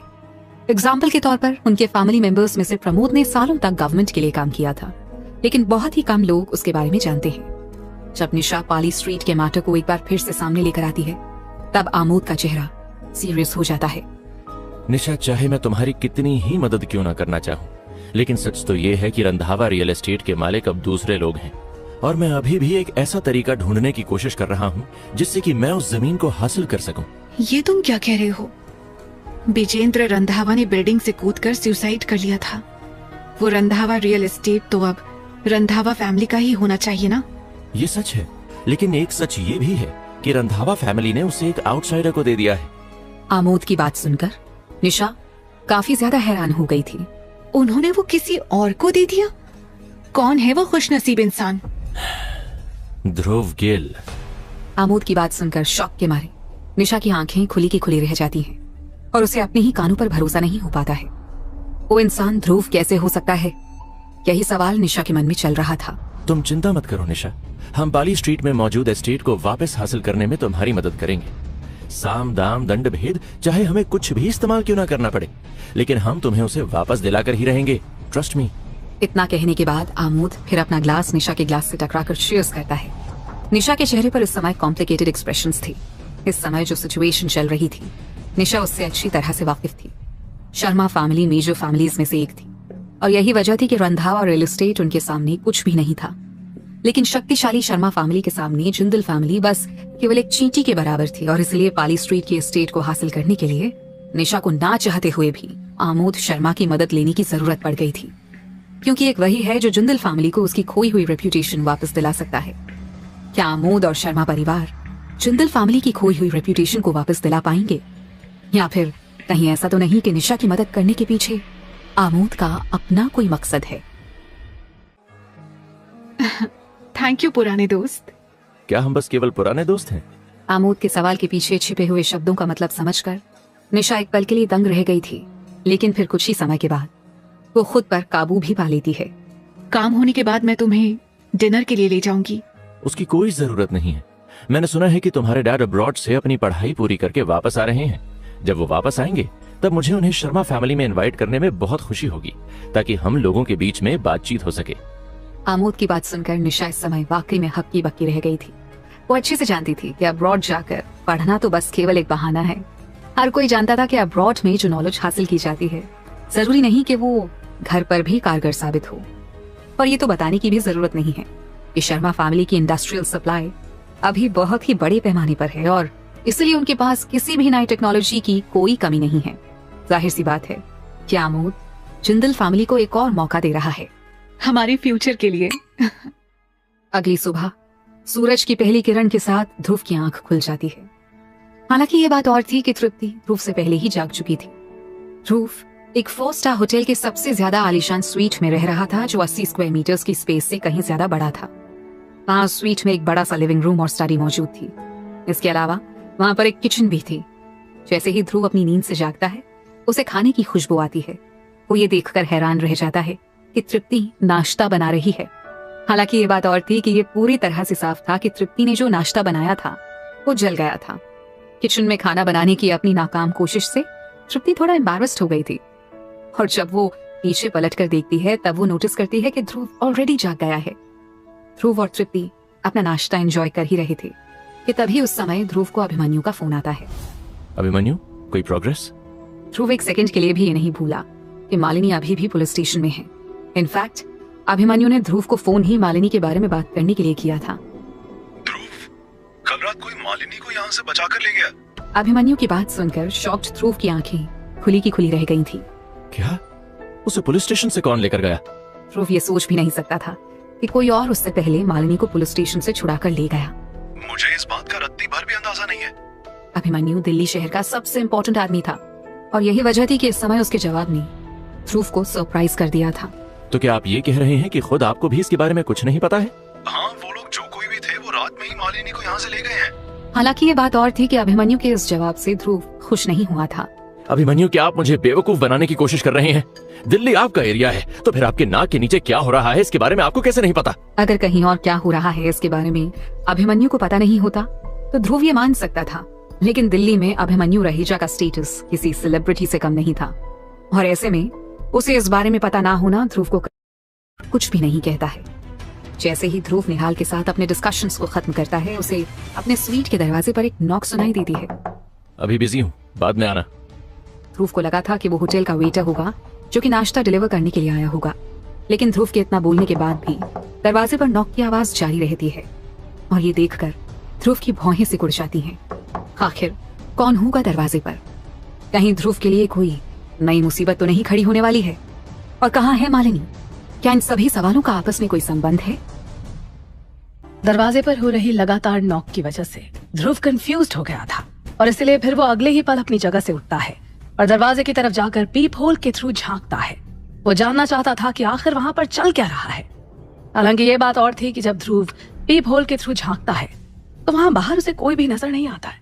किसी को भी बाहर ना देखकर ध्रुव फिर इस बारे में ज्यादा नहीं सोचता है और पलट कर वापस अपनी जगह पर आ जाता है। लेकिन तभी एक बार फिर से कोई दरवाजे पर नॉक करता है। ये सुनकर ध्रुव की भौहें एक बार फिर से सिकुड़ जाती हैं और इस बार वो जाकर दरवाजा खोल देता है। अजीब बात ये थी कि अभी भी बाहर कोई नहीं था। ध्रुव को समझते देर नहीं लगती कि ये कोई प्रैंक नहीं है। ऐसा इसलिए था क्योंकि वहां डोर नॉब पर एक बॉक्स लटक रहा था। कौन है ध्रुव? कोई नहीं। तृप्ति के इतना कहने के बाद ध्रुव फिर डोर नॉब से उस बॉक्स को निकालता है और ध्यान से उसे चेक करता है। हालांकि ये बात और थी कि जैसे ही ध्रुव उस बॉक्स को खोलता है डर के मारे उसका कलेजा मुंह में आ जाता है। डर के मारे घबराते हुए ध्रुव एक बार फिर से ध्यान से पूरे कॉरिडोर को देखता है, लेकिन वो कॉरिडोर अभी भी पहले की ही तरह खाली पड़ा हुआ था। ध्रुव, क्या हुआ? तुम कब से वहाँ दरवाजे पर खड़े हुए हो? सब ठीक तो है ना? तृप्ति को ऐसा महसूस हो रहा था जैसे कि कुछ गड़बड़ है, लेकिन इससे पहले कि तृप्ति दरवाजे तक आ पाती ध्रुव पहले ही उसे रोक देता है। ध्रुव नहीं चाहता था कि तृप्ति बाहर आए और उस बॉक्स को देखकर डर जाए। अरे मैंने बोला ना कुछ भी नहीं है। तुम बेकार में परेशान हो रही हो। अच्छा सुनो, मुझे अभी जाना होगा क्योंकि कुछ अर्जेंट काम आ गया है। मैं यूनिवर्सिटी में तुमसे मिलता हूँ। तुम नाश्ता करने के बाद सीधा यूनिवर्सिटी जाना, मैं बाद में आकर तुमसे मिलता हूँ। इतना कहने के बाद ध्रुव हड़बड़ाहट में स्वीट से बाहर निकल जाता है और बाहर निकलने के बाद वो फिर से उस बॉक्स के कवर को हटाता है। ध्रुव के बॉक्स में से कवर हटाते ही उस बॉक्स के अंदर कटी हुई 2 उंगलियां नजर आने लगती हैं। इसके अलावा बॉक्स पर सूखा हुआ खून भी लगा हुआ था। ध्रुव ने आज से पहले कभी भी किसी की उंगलियां नहीं काटी थी, लेकिन फिर भी वो ये अच्छे से जानता था कि कटी हुई उंगली और ह्यूमन ब्लड कैसा नजर आता है। और यही वजह थी कि ध्रुव को समझते देर नहीं लगती कि वो उंगलियां किसी ऐसे ह्यूमन से काटी गई हैं जो अभी भी जिंदा है। और तो और ध्रुव इस बात के लिए भी श्योर था कि उंगलियां किसी लड़की की हैं। जैसे ही ध्रुव को इस बात का एहसास होता है, वो डर और घबराहट के मारे कांप जाता है और तुरंत ही निहाल को फोन लगाता है। ध्रुव की बात सुनकर निहाल 1 सेकंड भी नहीं गंवाता और जल्दी से होटल पहुंच जाता है। मिस्टर गिल, क्या आपने हाल ही में कोई दुश्मन बनाए हैं? नहीं। इस समय ध्रुव का इकलौता दुश्मन तो ईशान जिंदल ही होना चाहिए था, है ना? लेकिन ईशान ने पिछली रात फाइनेंशियल न्यूज में देखा था कि ध्रुव क्या कर सकता है। ईशान एक बहुत ही स्मार्ट आदमी था और इसलिए जहां तक है वो दोबारा से ध्रुव के साथ पंगा नहीं लेगा। ध्रुव की बात सुनकर निहाल फिर कुछ पलों के लिए सोच में पड़ जाता है। क्या आप जानते हैं कि ये उंगलियां किसकी हैं? निहाल की बात सुनकर ध्रुव की भौहें और भी ज्यादा सिकुड़ जाती हैं और वो कुछ पलों के लिए सोच में पड़ जाता है। मुझे 2 पॉसिबिलिटीज नजर आ रही हैं। या तो ये उंगलियां मालिनी की हो सकती हैं या फिर रमोना शेट्टी की। ध्रुव इस बात को लेकर बहुत ज्यादा श्योर नहीं था क्योंकि ये दोनों ही पॉसिबिलिटीज ना के बराबर थी। मालिनी के दुश्मन ना के बराबर हैं। वहीं दूसरी तरफ रमोना ने वैसे तो बहुत से लोगों को नाराज किया है, लेकिन फिर भी वो हिलवुड कैसीनो की बॉस थी। इसके अलावा वो शिखर गुलाटी के लिए भी काम करती थी। ऐसे में बहुत ही कम लोग ऐसे होंगे जो उसे चोट पहुंचाने के बारे में सोच सकते होंगे। कहीं ये काम शिखर गुलाटी का तो नहीं है? नो वे, मैंने तो उल्टा उसकी मदद ही की थी, उसके सबसे स्ट्रॉन्ग अपोनेंट को रास्ते से हटाकर। ये काम उसका नहीं हो सकता है। ध्रुव को इन सब में शिखर गुलाटी का हाथ होने की पॉसिबिलिटी नहीं लग रही थी। मिस्टर गिल, हम अमीर लोगों से ये एक्सपेक्ट नहीं कर सकते हैं कि वो नियम और उसूलों को फॉलो करें। एग्जाम्पल के तौर पर शिखर को ही ले लीजिए। अगर वो जगह के साथ निपटना चाहता है और साथ ही साथ आप उसके सबऑर्डिनेट को नुकसान पहुंचाते हैं, तो हो सकता है कि उसका अगला टारगेट आप हो। और तो और जग्गा को टारगेट करते वक्त काफी हद तक आपने उसकी रेपुटेशन का फायदा उठाया है और ये एक्चुअल में उसके लिए काफी बेइज्जती वाली बात है। निहाल की बात सुनकर ध्रुव उसकी बातों पर गौर करते हुए ध्यान से उसे देखता है। एक बात तो तय थी कि बिना किसी शक के निहाल बाकी सबसे कहीं ज्यादा चीजों को समझता और जानता है। जरा 1 मिनट रुकना। इतना कहने के बाद ध्रुव अपना मोबाइल फोन निकालता है और उसमें देखता है। जैसा कि ध्रुव ने एक्सपेक्ट किया था, रमोना ने उसके मैसेज का कोई जवाब नहीं दिया था। ध्रुव फिर रमोना के फेसबुक पेज को ओपन करके उसे देखता है और जैसा उसने सोचा था, फेसबुक पर कुछ देर तक चेक करने के बाद ध्रुव को पता चलता है कि वो दोनों उंगलियां रमोना शेट्टी की ही हैं। किसी भी खूबसूरत लड़की की तरह रमोना को भी खुद की फोटोज पोस्ट करना अच्छा लगता था और रमोना की फोटोज को ध्यान से और करीब से देखने के बाद ध्रुव इस बात को कंफर्म कर सकता था कि वो दोनों उंगलियां रमोना शेट्टी की ही हैं। लगता है कि हिलवुड में इस समय सिचुएशन काफी कॉम्प्लिकेटेड है। निहाल की बात सुनकर ध्रुव अभी कुछ सोच ही रहा था कि तभी अचानक से उसका फोन बजता है और फोन की कॉलर आईडी देखकर ध्रुव की भौहें सिकुड़ जाती हैं। आखिर किसका है वो फोन कॉल और क्या हुआ है रमोना को? कौन है उसकी इस हालत का जिम्मेदार? अपने फोन की कॉलर आईडी पर एक अनजान नंबर देखकर ध्रुव कंफ्यूज हो जाता है और कॉल रिसीव करता है। कॉल को रिसीव करते ही ध्रुव को दूसरी तरफ से एक अधेड़ उम्र के आदमी की आवाज सुनाई देती है। मिस्टर गिल, ये पहली बार है कि जब हम इस तरह से बात कर रहे हैं। वैसे मैं चाहता तो नहीं था कि मैं आपसे इस तरह से बात करूं, लेकिन मेरे पास और कोई चॉइस भी नहीं है। वो अधेड़ उम्र का आदमी कोई और नहीं बल्कि शिखर गुलाटी था। शिखर गुलाटी की भारी आवाज सुनकर ही ध्रुव को समझते देर नहीं लगती कि वो एक बहुत ही पावरफुल आदमी है। तो क्या चाहिए आपको? हालांकि ध्रुव रमोना शेट्टी के बहुत ज्यादा करीब नहीं था, लेकिन एक बात तो तय थी कि शिखर गुलाटी के इरादे साफ समझ में आ रहे थे, क्योंकि वैसे भी उसने रमोना शेट्टी को किडनैप करके उसकी उंगलियां काटी हैं। मैं लालची आदमी नहीं हूँ मिस्टर गिल। मेरे सोर्सेज के अकॉर्डिंग आपका पैसा हिलवुड कैसीनो से नहीं आया है। मुझे नहीं पता कि आपका बैकग्राउंड क्या है, लेकिन मैं उम्मीद करता हूँ कि आप पीछे हट जाएंगे और हिलवुड कैसीनो के मामले में दखल नहीं देंगे। शिखर गुलाटी फिर एक गहरी सांस लेता है और कुछ पलों के लिए खामोश रहता है। जग्गा और मैं इतने सालों से लगातार दिल्ली में सबसे टॉप पर आने के लिए काम करते रहे हैं। इनफैक्ट हम दोनों ही ये बात अच्छे से जानते थे कि पाली स्ट्रीट एक बहुत ही छोटा एरिया है और वहाँ पर बस केवल हम ही दो बिग शॉट्स हैं, और इसीलिए हम दोनों ही इस बात को बहुत अच्छी तरह से जानते थे कि अगर हम दोनों को वहाँ पर सरवाइव करना है तो उसके लिए हम दोनों को साथ में काम करना होगा। लेकिन जग्गा का राज खत्म करने के लिए तुमने जो मेरा इस्तेमाल किया है उसकी वजह से अब मैं मुसीबत में पड़ गया हूँ। पाली स्ट्रीट की पुलिस मुझ पर और जग्गा दोनों पर नजर रखती थी, लेकिन अब जब जग्गा नहीं है तो उन सब का फोकस बस केवल मुझ पर ही है। इसीलिए मैं उम्मीद करता हूँ कि आप पीछे हट जाएंगे और मेरे लिए और मुश्किलें खड़ी नहीं करेंगे। ध्रुव से अपनी बात कहते हुए शिखर गुलाटी के शब्द वैसे बहुत ही सिंपल थे, लेकिन उसने जो कुछ भी कहा था वो केवल एक सिंपल रिक्वेस्ट नहीं थी, बल्कि उसकी बातों में एक वार्निंग छुपी हुई थी, और ये बात ध्रुव को पसंद नहीं आई थी। और अगर मैं ऐसा नहीं करता हूँ तो? अगर आप ऐसा नहीं करेंगे तो मैं आपके लिए चीजें मुश्किल नहीं करूंगा। मैं तो बस आपको याद दिला रहा हूँ मिस्टर गिल, रूल्स रमोना ने तोड़े हैं और ये माया गैंग की तरफ से उन रूल्स को तोड़ने की सजा है। इतना कहने के बाद शिखर गुलाटी एक गहरी सांस लेता है और एक बार फिर से कुछ समय के लिए खामोश रहता है। मिस्टर गिल, कभी कभी दूसरों की भलाई करने से आपका खुद का फायदा होता है। वैसे भी सोसाइटी में बहुत से अमीर लोग हैं और हम सभी अपने अपने तरीकों से पैसे कमा रहे हैं। ऐसे में चीजों को कॉम्प्लिकेट करने की कोई जरूरत नहीं है ना? शिखर गुलाटी ने जो कुछ भी कहा था वो काफी कन्विंस करने वाला था और उसकी बात कहीं न कहीं ठीक भी लग रही थी। ध्रुव से अपनी बात कहने के बाद शिखर गुलाटी फिर सीधा फोन काट देता है।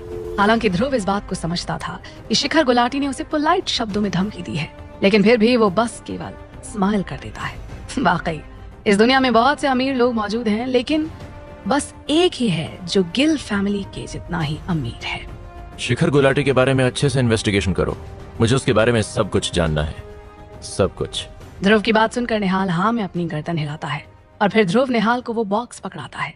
सबसे बेस्ट हॉस्पिटल को कांटेक्ट करो, कोई तरीका ढूंढो जिससे रमोना की उंगलियों को वापस से अटैच किया जा सके। ठीक है, मैं तुरंत ही अब्रॉड के सबसे फेमस सर्जन्स को कांटेक्ट करता हूँ और साथ ही साथ मैं इस बॉक्स को सबसे बेस्ट हॉस्पिटल भी भेज दूंगा ताकि ये सेफ रहे। निहाल फिर ध्रुव के ऑर्डर्स को फॉलो करते हुए सबसे बेस्ट सर्जन्स को कांटेक्ट करता है, लेकिन उन सर्जन्स के अकॉर्डिंग रमोना की उंगलियों को उसके शरीर से वापस जोड़ने का सक्सेस रेट काफी हद तक 0% है। ध्रुव इस तरफ रमोना को एक बार फिर से एक और मैसेज भेजता है, लेकिन अभी भी उसे रमोना की तरफ से कोई रिप्लाई नहीं आता। मिस्टर ध्रुव, आप उसकी वजह से पीछे मत हटिए। निहाल ध्रुव को याद दिलाता है। वो ये बता सकता था कि ध्रुव को रमोना की परवाह नहीं थी। मैं जानता हूँ कि मैं क्या कर रहा हूँ। ध्रुव ने अभी अपनी बात खत्म ही की थी कि तभी उसके फोन पर एक मैसेज आता है। रंधावा रियल एस्टेट को छोड़ दीजिए मिस्टर गिल और मैं रमोना को जाने दूंगा।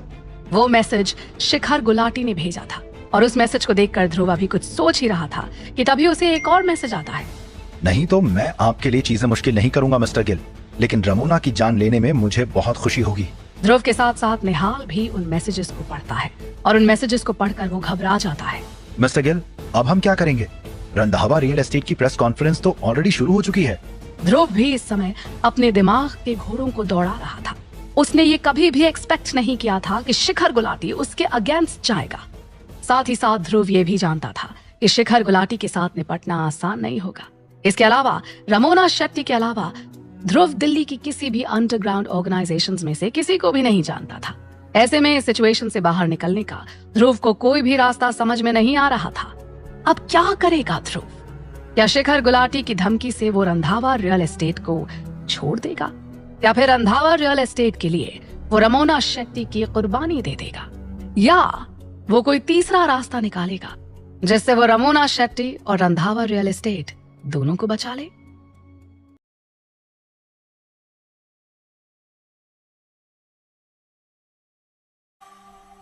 हम फिलहाल के लिए रंधावा रियल एस्टेट को जाने देंगे। जरा मुझे इकोनॉमिक रिव्यू रिपोर्ट देना।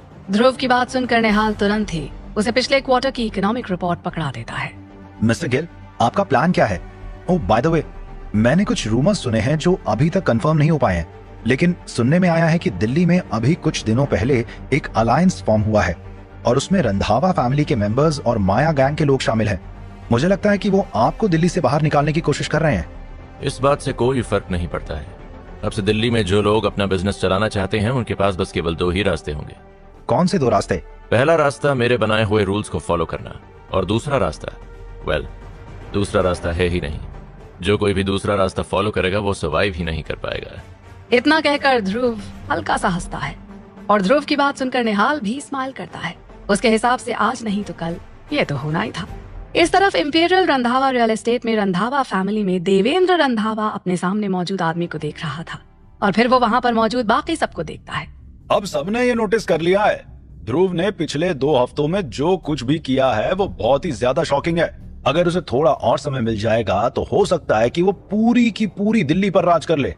जैसे कि हमारे बड़े बुजुर्गों ने कहा है, समझदार आदमी 100 कदम आगे की सोचकर चलता है। लेकिन रंधावा फैमिली भी कोई मामूली फैमिली नहीं है। हमें रंधावा रियल एस्टेट जैसी कंपनी की कोई परवाह नहीं है, लेकिन इस शहर में जो कुछ भी हो रहा है वो अभी नहीं तो बाद में हम पर भी असर डालेगा। ध्रुव ने अपने इन्फ्लुएंस को बहुत ही ज्यादा फैला रखा है और मैं श्योर हूं कि उसका निशाना बस केवल रंधावा फैमिली नहीं है। अगर आप और बाकी सब हमें ज्वाइन करते हो तो रंधावा फैमिली फ्यूचर में कभी भी आप लोगों के इस कंट्रीब्यूशन को नहीं भूलेगी। ऑफ कोर्स इस समय इन सब के पीछे बस केवल एक ही आदमी है, वही है असली बिग शॉट और उसका इकलौता मकसद ध्रुव की बर्बादी है। हर कोई इंपीरियल रंधावा एस्टेट को देख रहा था। इस समय सभी बड़े और जाने माने लोग वहां पर एक ही मकसद के लिए इकट्ठा हुए थे। वो सब के सब वहां पर ध्रुव को बर्बाद करने के लिए आए हुए थे। पॉलिटिक्स, बिजनेस वर्ल्ड और यहाँ तक कि अंडरवर्ल्ड के भी सभी बड़े और जाने माने नाम वहां पर मौजूद थे। वो सब के सब साथ में बस एक ही आदमी के अगेंस्ट जाने के लिए आए थे और उनमें से ज्यादातर तो रंधावा फैमिली से भी कहीं ज्यादा पावरफुल थे। Let's have a toast. Future में हम सब इस अलायंस में एक दूसरे की मदद करेंगे। लेकिन शायद लोगों ने उसकी बात को सीरियसली नहीं लिया था और इसलिए हर कोई इस समय खामोश था। ये देखकर ठीक उसी समय पर उस बड़ी सी टेबल पर बैठा एक आदमी धीरे से अपनी जगह पर खड़ा होता है। ध्रुव को खत्म कर दो और मैं हर आदमी को 500 करोड़ दूंगा। उस आदमी के इतना कहते ही वहां पर जैसे उथल पुथल सी मच जाती है। वहां पर दर्जनों लोग मौजूद थे। इसका मतलब यह हुआ कि वो आदमी 50,000 करोड़ रुपए से भी ज्यादा खर्च कर रहा है ध्रुव को दिल्ली से निकालने की इतनी बड़ी कीमत। और ये तो बताने की भी जरूरत नहीं है कि अपनी बात कहते हुए उस आदमी ने एक भी पल के लिए अपनी पलक तक नहीं झपकाई थी। उन सभी के हिसाब से ये होती है असली पावर। और इसके साथ अचानक से ही हर कोई चीयर्स में अपने अपने ग्लासेस को उठा लेता है। ध्रुव को बर्बाद कर दो, चलो ध्रुव को बर्बाद करते हैं। वो सब के सब तेज आवाज में यही चिल्ला रहे थे। पैसा बहुत कुछ बदल सकता है और इसीलिए उनके दुश्मन भी उनसे अलग नहीं थे। 2 घंटों के बाद इस तरफ ध्रुव को फाइनली उसके व्हाट्सएप पर एक मैसेज आता है और ध्रुव नोटिस करता है कि वो मैसेज रमोना का था। ध्रुव, मैं बिल्कुल ठीक हूँ। तुमने शिखर गुलाटी की बात पर भरोसा क्यों कर लिया? उसकी मुझे चोट पहुंचाने की हिम्मत भी नहीं है। उसके कहने पर तुम रंधावा रियल एस्टेट को अपने हाथ से जाने मत देना। रंधावा रियल एस्टेट की कीमत अरबों रुपयों की है। रमोना का मैसेज पढ़कर ध्रुव को समझते देर नहीं लगती कि वो ध्रुव के सामने बहादुर बन रही है ताकि ध्रुव कोई गलत फैसला न ले ले। खरबों? पूरा का पूरा दिल्ली ही हजारों करोड़ों खरबों का है। ध्रुव अब ये जान चुका था कि रमोना बिल्कुल ठीक है और इसीलिए वो फिर निहाल की तरफ देखता है। निहाल, वक्त आ गया है, चलो रंधावा रियल एस्टेट चलते हैं। हालांकि ये बात और थी कि ध्रुव की बात सुनकर कंफ्यूजन में निहाल की भौहें सिकुड़ गई थी। मिस्टर गिल, इस समय रंधावा रियल एस्टेट जाना बिना किसी शक के शिखर गुलाटी को उकसाने वाला काम होगा। अपनी जुबान से पीछे हटना एक ऐसा काम नहीं है जो आपको करना चाहिए। मुझे ऐसा नहीं करना चाहिए। इस दुनिया में बस केवल एक ही चीज है जो मुझे नहीं करनी चाहिए और वो है गिल फैमिली के अगेंस्ट जाना। ध्रुव की बात सुनकर निहाल काफी हैरान हो जाता है। मिस्टर गिल, क्या आपके पास एक प्लान है? प्लान तो है, लेकिन अच्छा प्लान नहीं है। इतना कहने के बाद ध्रुव फिर अपना फोन निकालता है और जयदेव को एक मैसेज करता है। वेल, तैयार हो जाओ, समय आ गया है जब सबका ध्यान भटका कर मुसीबत को टाला जा सके। आखिर क्या है ध्रुव का प्लान और ध्रुव के इस फैसले के बाद शिखर गुलाटी का अगला कदम क्या होगा? क्या ध्रुव का ये फैसला रमोना की जान को खतरे में डाल देगा? और कौन था वो आदमी जिसने ध्रुव को बर्बाद करने के लिए दूसरे बिजनेस पार्टनर्स के साथ पानी की तरह बहा दिए? पहले तो निहाल को लगा था कि ध्रुव रंधावा रियल एस्टेट को हाथ से जाने देगा, लेकिन अब उसे ऐसा लग रहा था जैसे कि वो ध्रुव के एम्बिशन के बारे में कुछ भी जानता ही ना हो। उसी समय रंधावा रियल एस्टेट के बाहर हर कोई इस वक्त बहुत ही ज्यादा हैरान और हक्का बक्का था। क्या हो रहा है? क्या इंचार्ज जल्द ही यहाँ पर आने वाले हैं? मैंने सुना है कि जिसने रंधावा रियल एस्टेट को टेक ओवर किया है वो एक जवान लड़का है जो कि बस केवल 21 या 22 साल का ही है। एक जवान लड़का? कहाँ से सुनी है न्यूज तुमने? सुनने में ही बकवास लग रही है। हर कोई इस बात को मानता था कि 21-22 साल के एक लड़के का एक कंपनी को टेक ओवर करना इम्पॉसिबल है।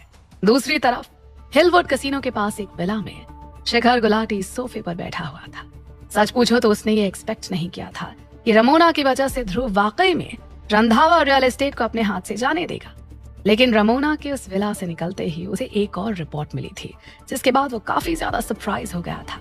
मिस्टर गुलाटी, ध्रुव एक बार फिर से रंधावा रियल एस्टेट को टेक ओवर करने जा रहा है। ध्रुव का सरेंडर करना ये इम्पॉसिबल था, बल्कि उल्टा ध्रुव ने न सिर्फ रंधावा रियल एस्टेट की कंपेटिटर्स को टेक ओवर कर लिया था, बल्कि उसे अब खुद के लिए रंधावा एस्टेट चाहिए था। क्या? अपने आदमी की रिपोर्ट सुनकर शिखर गुलाटी काफी ज्यादा शॉक्ड था और उसकी भौहें गहराई में सिकुड़ गई थी। ये सब बिल्कुल सच है। हमारे आदमी इस समय प्रेस कॉन्फ्रेंस की तरफ जा रहे हैं। इस ध्रुव की हिम्मत कैसे हुई आपको बेवकूफ बनाने की मिस्टर गुलाटी? लगता है वो जीना नहीं चाहता है। अपने आदमी की बात सुनकर शिखर गुलाटी और भी ज्यादा अपसेट हो जाता है। क्या तुमने वहाँ पर किसी को भेजा है? शिखर गुलाटी की बात सुनकर वो आदमी जिसके चेहरे पर घाव का निशान था, वो हाँ में अपनी गर्दन हिलाता है। हाँ, आज वहाँ रंधावा रियल एस्टेट में एक लड़ाई होने वाली है। रंधावा फैमिली को इस मैटर से निपटने दो। शिखर गुलाटी की भौहें और भी कहीं ज्यादा गहराई में सिकुड़ गई थी और उसकी आंखों में खून सवार होता नजर आ रहा था। उसने अब तय कर लिया था कि उसे ध्रुव का काम हर हाल में तमाम करना ही करना है, नहीं तो चीजें और भी कहीं ज्यादा बदतर हो जाएंगी। शुरुआत में उसने ध्रुव को बहुत ज्यादा सीरियसली नहीं लिया था, लेकिन दिल्ली में आज जो अलायंस बना था उसके बाद वो अच्छे से जानता था कि ध्रुव एक ऐसा आदमी नहीं है जिसे हल्के में लिया जा सके। इतने सालों में दिल्ली का कोई भी ऐसा बिजनेसमैन नहीं था जिसे सीरियसली लिया गया हो, लेकिन अब हर कोई एक्चुअल में साथ आया था सिर्फ और सिर्फ ध्रुव के अगेंस्ट जाने के लिए। जहाँ एक तरफ इसका ये मतलब हुआ कि ध्रुव से बहुत लोग नफरत करते हैं, वहीं दूसरी तरफ इसका ये भी मतलब हुआ कि ध्रुव इतना ज्यादा पावरफुल है कि वो सबको अपना दुश्मन बना ले। मैंने सभी जरूरी इंतजाम कर दिए हैं। शेखर गुलाटी का आदमी रंधावा फैमिली को इन्फॉर्म करता है। देवेंद्र रंधावा इस समय अपने चेहरे पर स्माइल के साथ खड़ा हुआ था। उसने ये एक्सपेक्ट नहीं किया था कि ध्रुव अभी भी रंधावा रियल एस्टेट को गिव अप नहीं करेगा। आज वो चाहता था कि रंधावा रियल एस्टेट की प्रेस कॉन्फ्रेंस में ध्रुव पूरी दुनिया के सामने अपनी जान की भीख मांगे। बहुत ही जल्द ध्रुव भी रंधावा रियल एस्टेट पहुंच जाता है और ध्रुव के पहुंचते ही रंधावा रियल एस्टेट के बाहर मौजूद रिपोर्टर्स भी तुरंत ही एक्साइटेड हो जाते हैं। वो रहा, वो आ गया। Welcome mister Gill. ये तो वाकई में एक कॉलेज स्टूडेंट है। सभी रिपोर्टर्स बहुत ही ज्यादा एक्साइटेड थे और ध्रुव की फोटोज लेने के लिए वो सब के सब उसके पीछे पीछे जा रहे थे। निहाल उन सभी रिपोर्टर्स के व्यू से ध्रुव को ब्लॉक करता है और उसे सीधा कॉन्फ्रेंस रूम में लेकर जाता है। कॉन्फ्रेंस रूम में मौजूद हर कोई रंधावा रियल एस्टेट का शेयर होल्डर था और उस समय ध्रुव को वहाँ पर देखकर सबके चेहरों पर नफरत के एक्सप्रेशंस आ गए थे। किसी को भी ध्रुव की कोई भी परवाह नहीं थी। मिस्टर गिल, फाइनली आप आ गए। दरवाजे पर देवेंद्र रंधावा कहता है। हालांकि ये बात और थी कि ध्रुव ये बता सकता था कि देवेंद्र रंधावा की ये स्माइल झूठी है और उसे ध्रुव का वहां आना बिल्कुल भी अच्छा नहीं लगा है। और सच पूछो तो ध्रुव जानता था ये होना ही है। आफ्टर ऑल उन लोगों के हिसाब से वो दिल्ली में नया है, लेकिन उसके बावजूद उसने रंधावा रियल एस्टेट में आने की हिम्मत की है। ऐसे में जाहिर सी बात है कि सभी उसकी काबिलियत पर शक करेंगे। क्या हो रहा है मिस्टर गिल? आपको क्या लगता है कि और क्या ही होगा? इन शेयर होल्डर्स को आपकी काबिलियत पर कहीं ना कहीं शक है। आफ्टर ऑल ये सब के सब रंधावा रियल एस्टेट से इतने लंबे समय से जुड़े हुए हैं और इसीलिए ये सब ऐसे ही किसी को कंपनी को हैंड ओवर करने में खुश नहीं है। अच्छा, ध्रुव ये बात अच्छे से जानता था कि असल में हिचकिचाहट तो देवेंद्र रंधावा को हो रही है। देवेंद्र रंधावा ने कुछ दिनों पहले ध्रुव के साथ कॉम्प्रोमाइज करने की कोशिश की थी, लेकिन ध्रुव ने उसे एक्सेप्ट नहीं किया था और उसी का ही नतीजा था कि आज देवेंद्र रंधावा ध्रुव के साथ अपना बदला लेने वाला था। देवेंद्र रंधावा अच्छे से जानता था कि अगर आज वो ऐसे ही हाथ पर हाथ धरे बैठा रहा और उसने कुछ भी नहीं किया तो रंधावा फैमिली पूरी तरह से बर्बाद हो जाएगी और इसीलिए उसने तय कर लिया था कि आज वो ध्रुव का किस्सा खत्म करके ही रहेगा। आखिर क्या है देवेंद्र रंधावा का प्लान? क्या ध्रुव एक बार फिर से सबको मात देने में कामयाब हो पाएगा? और क्या होगी शिखर गुलाटी की अगली चाल? क्या ध्रुव सही समय पर उसके इरादों को समझकर उससे बच पाएगा? देखो ध्रुव, हम तुम्हारे साथ कोई नाइंसाफी नहीं कर रहे हैं, लेकिन हर एक इन्वेस्टर अपने इंटरेस्ट्स और प्रॉफिट्स के बारे में सोचता है। चलो मैं तुम्हारे लिए चीजें आसान कर देता हूँ। तुम्हारे पास अभी भी मौका है रंधावा रियल एस्टेट के सभी शेयर्स को बेचने का। अगर तुम अपने सभी शेयर्स को बेचने के लिए तैयार हो जाते हो, हम तुम्हारे शेयर्स करंट मार्केट प्राइस पर खरीदने के लिए तैयार हो जाएंगे। उस आदमी की बात सुनकर ध्रुव को ये साफ साफ नजर आ रहा था कि ये सब पहले से ही तय करके रखा गया है। अपनी बात कहने के बाद वो आदमी फिर अपनी जगह पर सीधा खड़ा रहता है। झूठ बोलते रहो, मैं सुन रहा हूँ। अगर कोई और होता तो रंधावा फैमिली उसे बेवकूफ बना लेती, लेकिन ध्रुव के पीछे एक पावरफुल टीम मौजूद थी। उसे उन लोगों की चालें तुरंत ही समझ में आ गई थीं, क्योंकि वो ऐसी थी जैसे कि 3 साल के बच्चे को सॉल्व करने के लिए दिए गए मैथ्स के सवाल। ध्रुव की बात सुनकर वो गंजा आदमी जो अभी अभी अपनी जगह से खड़ा हुआ था वो ऑकवर्ड महसूस करने लगता है और गुस्से में उसकी आंखें लाल हो जाती हैं। झूठ? मैं तुमसे झूठ क्यों बोलूंगा? मेरे पास बहुत पैसे हैं और मुझे इस कंपनी के शेयर्स की कोई परवाह नहीं है। ध्रुव, तुम बस देखते जाओ, आज स्टॉक प्राइसेस घटने वाले हैं। अपनी बात कहने के बाद वो आदमी अपनी जगह से उठता है और गुस्से में दरवाजे से बाहर चला जाता है। ध्रुव उसे जाते हुए देखता रहता है, लेकिन उसे उस आदमी की रत्ती भर भी परवाह नहीं रह जाती, बल्कि वो वहाँ पर मौजूद बाकी सबको देखता है। अगला कौन है? जल्दी करो। ध्रुव की बात सुनकर सभी शेयर होल्डर्स हक्के बक्के रह गए थे। हर कोई ये जानता था कि नया लीडर पहली बार अपॉइंट होने के बाद सबको अपनी अथॉरिटी दिखाता है, लेकिन ज्यादातर लोग अपने अपने सबऑर्डिनेट्स को मनाने में लग जाते हैं इस डर से कि कहीं वो लोग कंपनी को छोड़कर न चले जाएं। लेकिन ध्रुव को देखकर ऐसा लग रहा था जैसे कि उसे उन सभी को वहां से भगाने की जल्दी है। अपनी बात को खत्म करने के बाद ध्रुव फिर पलटकर देवेंद्र रंधावा को देखता है। आप इन सभी के रिप्रेजेंटेटिव हैं और इसका मतलब ये हुआ कि आज यहाँ पर जो कुछ भी हुआ है उसके पीछे जहाँ तक है आपका ही हाथ है। वेल, क्यों ना आप इन सभी के लिए एक एग्जाम्पल सेट करें। ध्रुव की बात सुनकर देवेंद्र रंधावा हैरान हो गया था। उसे समझ में नहीं आ रहा था कि आखिर ध्रुव उससे कहना क्या चाह रहा है। ये तो साफ साफ समझ में आ रहा था कि ध्रुव उस पर भारी पड़ रहा है, लेकिन ये भी सच था कि वो चाहकर भी इसके बारे में कुछ कर नहीं सकता था। ध्रुव की बात सही थी। अगर देवेंद्र रंधावा लीड लेकर एक एग्जाम्पल सेट नहीं करता है तो फिर वो ये कैसे एक्सपेक्ट कर सकता है कि बाकी उसे फॉलो करेंगे। ध्रुव ने देवेंद्र रंधावा को ऐसी सिचुएशन में ला दिया था जिसके बारे में देवेंद्र रंधावा चाहकर भी कुछ नहीं कर सकता था। वो यही सोच रहा था कि ध्रुव असल में कितना ज्यादा शातिर है, यहाँ तक कि अपने खुद के एक्सपीरियंसेस और चालाकियों के साथ भी देवेंद्र रंधावा ध्रुव की चालों को समझ ही नहीं पाया। ठीक है ध्रुव, अब क्योंकि तुम यही चाहते हो तो मैं तुम्हें दिखाता हूँ कि रंधावा फैमिली के बिना रंधावा रियल एस्टेट का क्या होगा।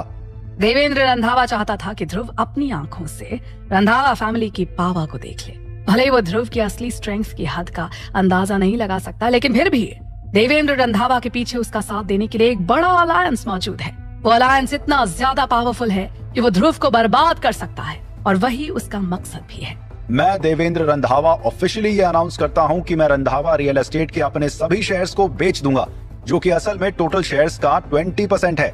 अगर आप लोगों में से कोई भी अपने शेयर्स को बेचना चाहता है तो फ्यूचर में वो रंधावा फैमिली का दोस्त होगा। देवेंद्र रंधावा अपने शेयर्स को बेचने के लिए शुरुआत करता है। हर वो इंसान जिसके पास कॉमन सेंस होगा वो ये अच्छे से जान जाएगा कि इसके बाद क्या होगा। उसका नतीजा ये निकलेगा कि रंधावा रियल एस्टेट को एक भारी झटका लगेगा और फिर उसके बाद स्टॉक प्राइसेस तेजी से नीचे सीधा आ जाएंगे। अब तक तो न्यूज रिपोर्टर्स अभी तक यही कह रहे थे कि जिस आदमी ने रंधावा रियल एस्टेट को टेक ओवर किया है वो एक कॉलेज स्टूडेंट है। तो कंपनी के लिए इसका क्या मतलब हुआ? इसका मतलब ये हुआ कंपनी की क्रेडिबिलिटी अच्छी खासी कम हो जाएगी। देवेंद्र रंधावा ने तो वैसे खुद ही ये खबर बनाई थी, लेकिन ये खबर सच भी थी। वो ध्रुव को ये दिखाना चाहता था कि उसके जैसा जवान आदमी रंधावा रियल एस्टेट को टेक ओवर करने के लिए क्वालिफाइड नहीं है। मैं भी अपने शेयर्स बेचने जा रहा हूँ। मेरे पास टोटल शेयर्स का 5% है। मैं भी ये सब बेकार है। ध्रुव, तुम्हें आज की ये प्रेस कॉन्फ्रेंस अटेंड नहीं करनी चाहिए थी। अब जब तुम यहाँ पर आ ही गए हो तो तुम्हें इस बात का भी एहसास हो जाएगा कि तुम्हारे टेक ओवर करते ही तुम्हारी कंपनी कुछ ही मिनटों में बैंकरप्ट हो गई। 3 मिनट से भी कम में रंधावा रियल एस्टेट के 40% से भी ज्यादा शेयर्स उस कंपनी के शेयर होल्डर्स के द्वारा बेच दिए गए थे। ध्रुव के लिए इससे ज्यादा कमाल की बात और कुछ हो ही नहीं सकती थी। उसने अपना गोल हासिल कर लिया था। उसने दिल्ली की दूसरी जानी मानी रियल एस्टेट कंपनीज को खरीद लिया था और जब तक कि ये रियल एस्टेट कंपनीज इस समय कम कीमत पर शेयर्स को खरीदती रहेंगी, रंधावा रियल एस्टेट के कैश फ्लो प्रॉब्लम वाली बात नहीं होगी। और सबसे ज्यादा जरूरी बात यह थी कि रंधावा रियल एस्टेट की अच्छी रेपुटेशन एक बार फिर से एस्टैब्लिश हो जाएगी। अब करीब करीब समय आ गया है। चलो फिर मैं तुम सबको दिखाता हूँ कि पैसा क्या कर सकता है। इतना कहने के बाद ध्रुव चुटकी बजाता है और निहाल की तरफ देखता है। क्या होगा ध्रुव का अगला कदम? क्या देवेंद्र रंधावा की चाल उस पर ही उल्टी पड़ जाएगी या फिर कहानी में अभी एक और ट्विस्ट आना बाकी है? इन सभी शेयर्स को खरीदने के लिए हमें कितने पैसे चाहिए? ध्रुव की बात सुनकर वहाँ कॉन्फ्रेंस रूम में मौजूद हर कोई हक्का बक्का रह गया था। उसकी वजह ये थी कि उतने शेयर खरीदने के लिए करोड़ों रुपए लग जाएंगे। 40% शेयर्स कम से कम 2000 करोड़ रुपयों के होंगे और बात बस पैसों की ही नहीं। प्रॉब्लम यह थी कि रंधावा रियल एस्टेट धीरे धीरे नीचे गिर रहा था। ऐसे में जो कोई भी उसके शेयर्स को खरीदेगा उसके लिए रिटर्न रेट बहुत ही कम होगा और यही वजह थी कि उसके शेयर्स को खरीदना पूरी तरह से बेकार होगा। लेकिन ध्रुव फिर भी ऐसा करने के लिए तैयार था। ध्रुव की बात सुनकर निहाल हाँ में अपनी गर्दन हिलाता है और इसी तरह से 2000 करोड़ पलक झपकते खर्च हो गए थे। मिस्टर गिल, वो प्रोसेस हो रहा है। निहाल एक बहुत ही एक्सपीरियंस्ड आदमी था। वो अच्छे से जानता था कि ध्रुव के पास अब अच्छी खासी कैपिटल मौजूद है और इसीलिए वो इन शेयर्स को कम कीमत में खरीद कर पैसे बना लेगा। आज ध्रुव का इरादा सभी शेयर होल्डर्स को उकसाना था ताकि वो लोग रंधावा रियल एस्टेट के अपने अपने शेयर्स को बेच दें। और जाहिर सी बात है कि ध्रुव अपने इस इरादे में कामयाब भी हो गया है। सभी शेयर होल्डर्स इस समय हैरानी से ध्रुव को देख रहे थे। क्या ध्रुव के पास इतने सारे पैसे हैं? यही सवाल सबके मन में चल रहा था। एक ही झटके में ध्रुव ने 2000 करोड़ में पूरी की पूरी बाजी पलट दी थी। एक ऐसी चीज नहीं थी जो हर कोई कर सकता था। इनफैक्ट केवल शेयर होल्डर्स ही नहीं बल्कि देवेंद्र रंधावा भी इस समय कांप रहा था। मैंने सुना है कि आपने एक अलायंस फॉर्म किया है। कर लीजिए जो करना है, मैं आपकी किसी भी चाल के लिए तैयार हूँ। देवेंद्र रंधावा, मैं एक बार फिर से आपको याद दिला देता हूँ कि आज से रंधावा फैमिली की बर्बादी के दिन शुरू हो गए हैं।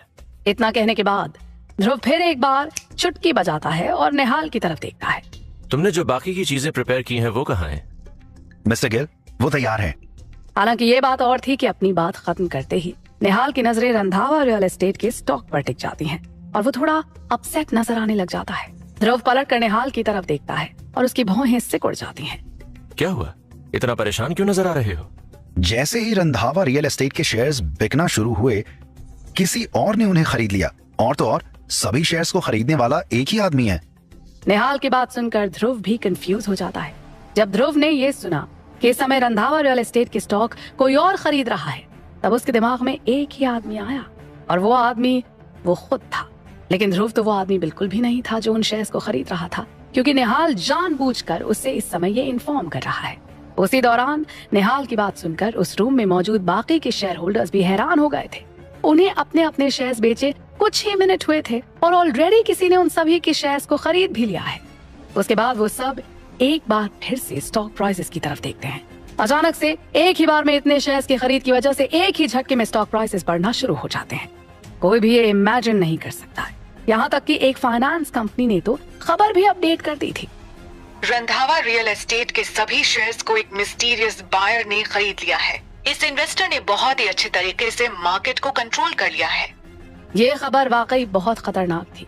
हर इन्वेस्टर ये जानता था कि इन्वेस्टमेंट के लिए बहुत ही प्लानिंग की जरूरत होती है। और रही बात रंधावा रियल एस्टेट जैसी लिस्टेड कंपनी की, तो उसके लिए एनालिस्ट्स की टीम को कुछ दिनों का समय लगता है ये डिसाइड करने के लिए कि उसके शेयर्स को खरीदना चाहिए या नहीं, फिर चाहे वो टीम कितनी ही अच्छी क्यों ना हो।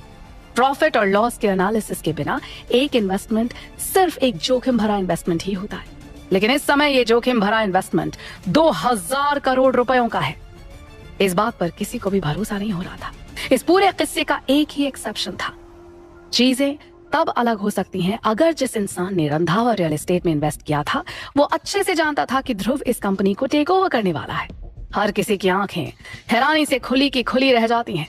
पलक झपकते ही सभी शेयर्स जा चुके थे। रंधावा रियल एस्टेट बैंकरप्ट नहीं हुआ था और इसीलिए वो लिक्विडेशन में नहीं जा सकता था। उन सभी ने अपने अपने शेयर्स को कम कीमत पर बेच दिया था और अब किसी को समझ नहीं आ रहा था कि अब वो लोग क्या करें। हर कोई अब देवेंद्र रंधावा की तरफ देख रहा था।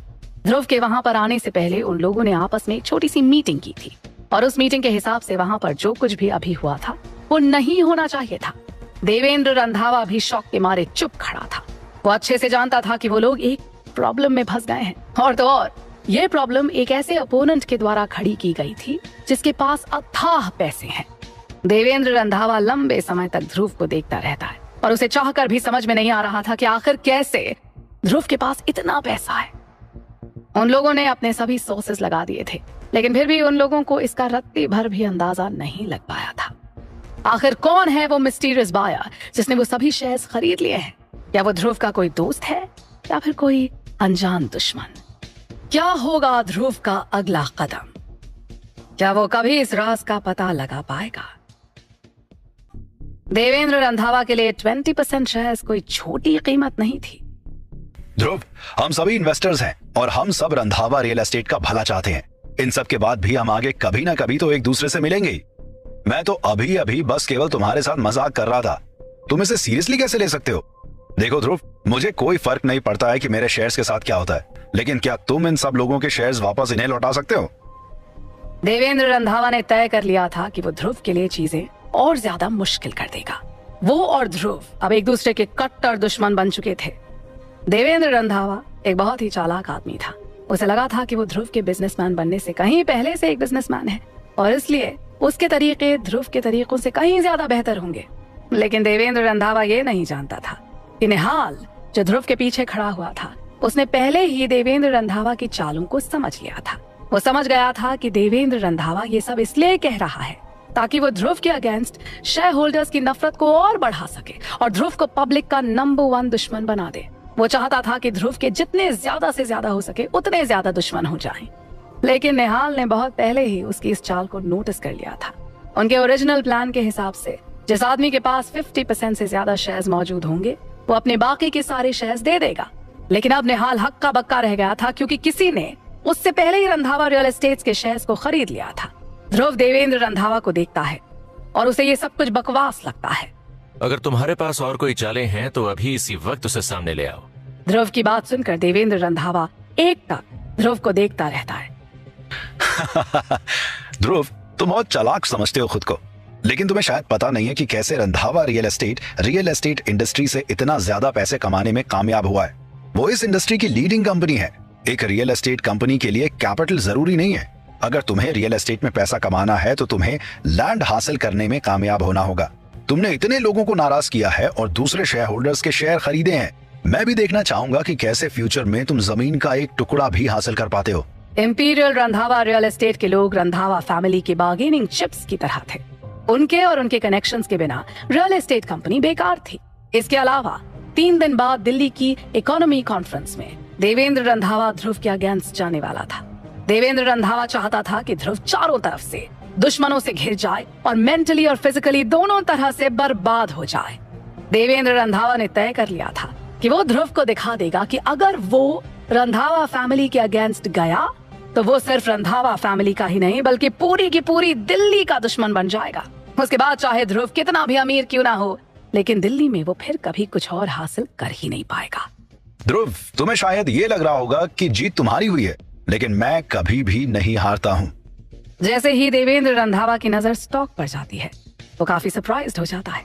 उसके हिसाब से ध्रुव बहुत ही ज्यादा बेवकूफ है। जब उसने शेयर्स बेचे थे तब उसने जानबूझकर उनकी कीमत को 10% तक बढ़ा दिया था, लेकिन उसने ये एक्सपेक्ट नहीं किया था कि वो सब के सब एक ही झटके में बिक जाएंगे। इस बार उसने 100 करोड़ से भी कहीं ज्यादा कमा लिए हैं। तेज रंधावा की वजह से Randhawa real estate already bankruptcy की कगार पर थी। ये तो किस्मत की बात है कि देवेंद्र रंधावा ने अपने शेयर्स बेच दिए थे और सिर्फ इतना ही नहीं, उसने अच्छे खासे पैसे भी कमा लिए थे। चलो यहाँ से। और देखते ही देखते बहुत ही जल्द उस ऑफिस में बस कुछ ही लोग रह जाते हैं। वो कुछ लोग वहां से गए भले ही नहीं थे, लेकिन उन लोगों के पास बस कुछ ही शेयर्स मौजूद थे। क्या हो रहा है? मिस्टर गिल, ये सब मेरी गलती है। मैं कुछ ज्यादा ही लापरवाह हो गया था और इसीलिए किसी और ने सभी शेयर्स खरीद लिए हैं। निहाल की बात सुनकर ध्रुव फिर रंधावा रियल एस्टेट के स्टॉक की तरफ देखता है और नोटिस करता है कि उनके पास सिर्फ 30% शेयर्स मौजूद हैं। वहीं दूसरी तरफ शेयर्स का 48% उस आदमी के पास है जिसने आज पागलों की तरह शेयर्स खरीदे हैं। दूसरे शब्दों में कहा जाए तो वो आदमी मेजर शेयर होल्डर है। तो क्या मैं बस केवल उस आदमी के लिए काम कर रहा हूँ? कौन है वो आदमी? इतना कहकर ध्रुव फिर उस लिस्ट में मौजूद नाम की तरफ देखता है। हालांकि ये बात और थी कि लिस्ट में मौजूद नाम को देखकर ध्रुव शॉक्ड रह गया था। ये बात साफ थी कि दूसरी पार्टी ध्रुव के अगेंस्ट जा रही थी। उस मिस्टीरियस बार ने ऐसा इसलिए किया था क्योंकि वो अच्छे से जानता था कि ध्रुव रंधावा रियल एस्टेट के शेयर्स को खरीदना चाहता है। और केवल इतना ही नहीं, वो आदमी जो भी था उसके पास अच्छे खासे पैसे भी मौजूद थे। जल्द से जल्द इस आदमी के बारे में पता करो। हम उससे उतनी ही कीमत के शेयर्स खरीद लेंगे। ऑफ कोर्स हमें कुछ चालें भी चलनी होंगी। अब क्या करेंगे ध्रुव और निहाल? क्या वो दोनों उस मिस्टीरियस बार से उन शेयर्स को खरीदने में कामयाब हो पाएंगे? देवेंद्र रंधावा का अगला कदम अब क्या होगा? या कहीं ऐसा तो नहीं कि वो मिस्टीरियस बायर ध्रुव का कोई बहुत ही करीबी है जिसके बारे में ध्रुव अभी भी अनजान है? ध्रुव अभी अभी ही रंधावा रियल एस्टेट से बाहर निकल आया था और जाहिर सी बात है कि वो सुन सकता था कि भीड़ उसके बारे में क्या बातें कर रही है। ये रहा वो। एंट्रेंस में मौजूद सभी रिपोर्टर्स थोड़े एक्साइटेड थे और लगातार ध्रुव की फोटोज लेते जा रहे थे। ये वाकई में एक कॉलेज स्टूडेंट है। मैंने सुना है कि इसके जिंदल फैमिली निशा के साथ अच्छे रिश्ते हैं। लगता है कि निशा जिंदल ही इतने समय तक चुपके से इसकी मदद कर रही थी। कम ऑन, क्या निशा जिंदल ऐसा करने में कामयाब हो सकती है? लेकिन इस बात पर तो कोई शक नहीं कि ध्रुव ने निशा जिंदल के साथ रात बिताई है। और ज्यादा से ज्यादा रिपोर्टर्स बिल्डिंग के दरवाजे के बाहर ध्रुव के बारे में बात कर रहे थे और उन सभी की बातों का एक ही कॉमन टॉपिक था, ध्रुव और निशा। ध्रुव कुछ दूरी पर खड़े हुए ईशान को देख सकता था और उसे समझते देर नहीं लगती है कि स्कैंडल को शुरू करने वाला ईशान ही है। लेकिन ध्रुव उन सभी रिपोर्टर्स की बातों को सीरियसली नहीं लेता है और यूनिवर्सिटी वापस आ जाता है। यूनिवर्सिटी पहुंचकर ध्रुव नोटिस करता है कि तृप्ति लाइब्रेरी में एक किताब पढ़ रही थी। हालांकि ये बात और थी कि तृप्ति का ध्यान कहीं और था और वो किताब उसके सामने बस खुली हुई थी। क्या हुआ है? ध्रुव को वहां पर देखकर और सवाल सुनकर तृप्ति के माथे पर चिंता की लकीरें और कहीं ज्यादा गहरी हो जाती हैं। मेरे डैड वापस आ रहे हैं। तृप्ति की बात सुनकर ध्रुव को काफी अजीब लगता है क्योंकि उसे ये समझ में नहीं आ रहा था कि इसमें चिंता की क्या बात है। तो ये बात तुम इतना परेशान होकर क्यों बता रही हो? ये तो अच्छी बात हुई ना। ध्रुव की बात सुनकर तृप्ति के चेहरे पर नजर आने वाली टेंशन और भी ज्यादा बढ़ जाती है और वो तुरंत ही अपना सिर हिला देती है। ये कहीं से भी अच्छी बात नहीं है। ध्रुव, तुम किसी को भी इस बारे में मत बताना। मेरे डैड यूरोप में पढ़ रहे थे। आज अचानक से ही उन्होंने मुझे कॉल किया और कहा कि वो वापस आ रहे हैं। ऐसा इसीलिए है क्योंकि 3 दिन बाद दिल्ली की इकोनॉमिक कॉन्फ्रेंस होने वाली है। उस समय वहाँ पर बहुत से बिजनेसमैन मौजूद होंगे। पिछली बार मेरे डैड ने किसी वजह से इकोनॉमी एसोसिएशन ज्वाइन किया था और उन्हें वहाँ पर एक बहुत ही अच्छी अपॉर्चुनिटी ऑफर हुई थी। ये भी एक वजह है जिसकी वजह से मेरे डैड मैनेजमेंट की पढ़ाई करने यूरोप गए थे। तृप्ति ध्रुव को बताती है और फिर एक गहरी सांस लेकर कुछ पलों का पॉज लेती है। लेकिन कल इकोनॉमिक एसोसिएशन के लोगों ने मेरे डैड को कॉल किया और उन्हें बताया कि उनके पास अब कोटा लिमिटेड है। लगता है जिंदल फैमिली का कोटा खत्म हो गया है।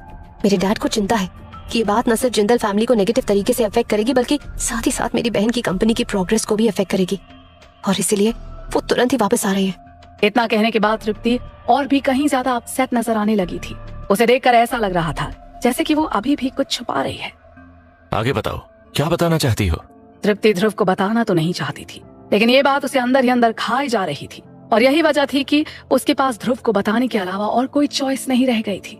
लेकिन मेरे डैड ये नहीं जानते हैं कि जिंदल फैमिली ने अपना सब कुछ खो दिया है। मेरी बहन ने भी अपना सब कुछ खो दिया है। वो इधर कुछ समय से बहुत ही ज्यादा स्ट्रेस में है और मैंने सुना है कि उसकी कंपनी बैंकरप्ट होने वाली है। अपनी बात कहने के बाद तृप्ति फिर अपने चेहरे पर दुख और अपनी आंखों में आंसुओं के साथ अपना सिर टेबल पर रख देती है। उसने ध्रुव को पूरी कहानी बता दी थी। तुम्हारे डैड वापस कब आ रहे हैं? आज रात में आ जाएंगे। उन्होंने दोपहर में टिकट खरीद ली थी।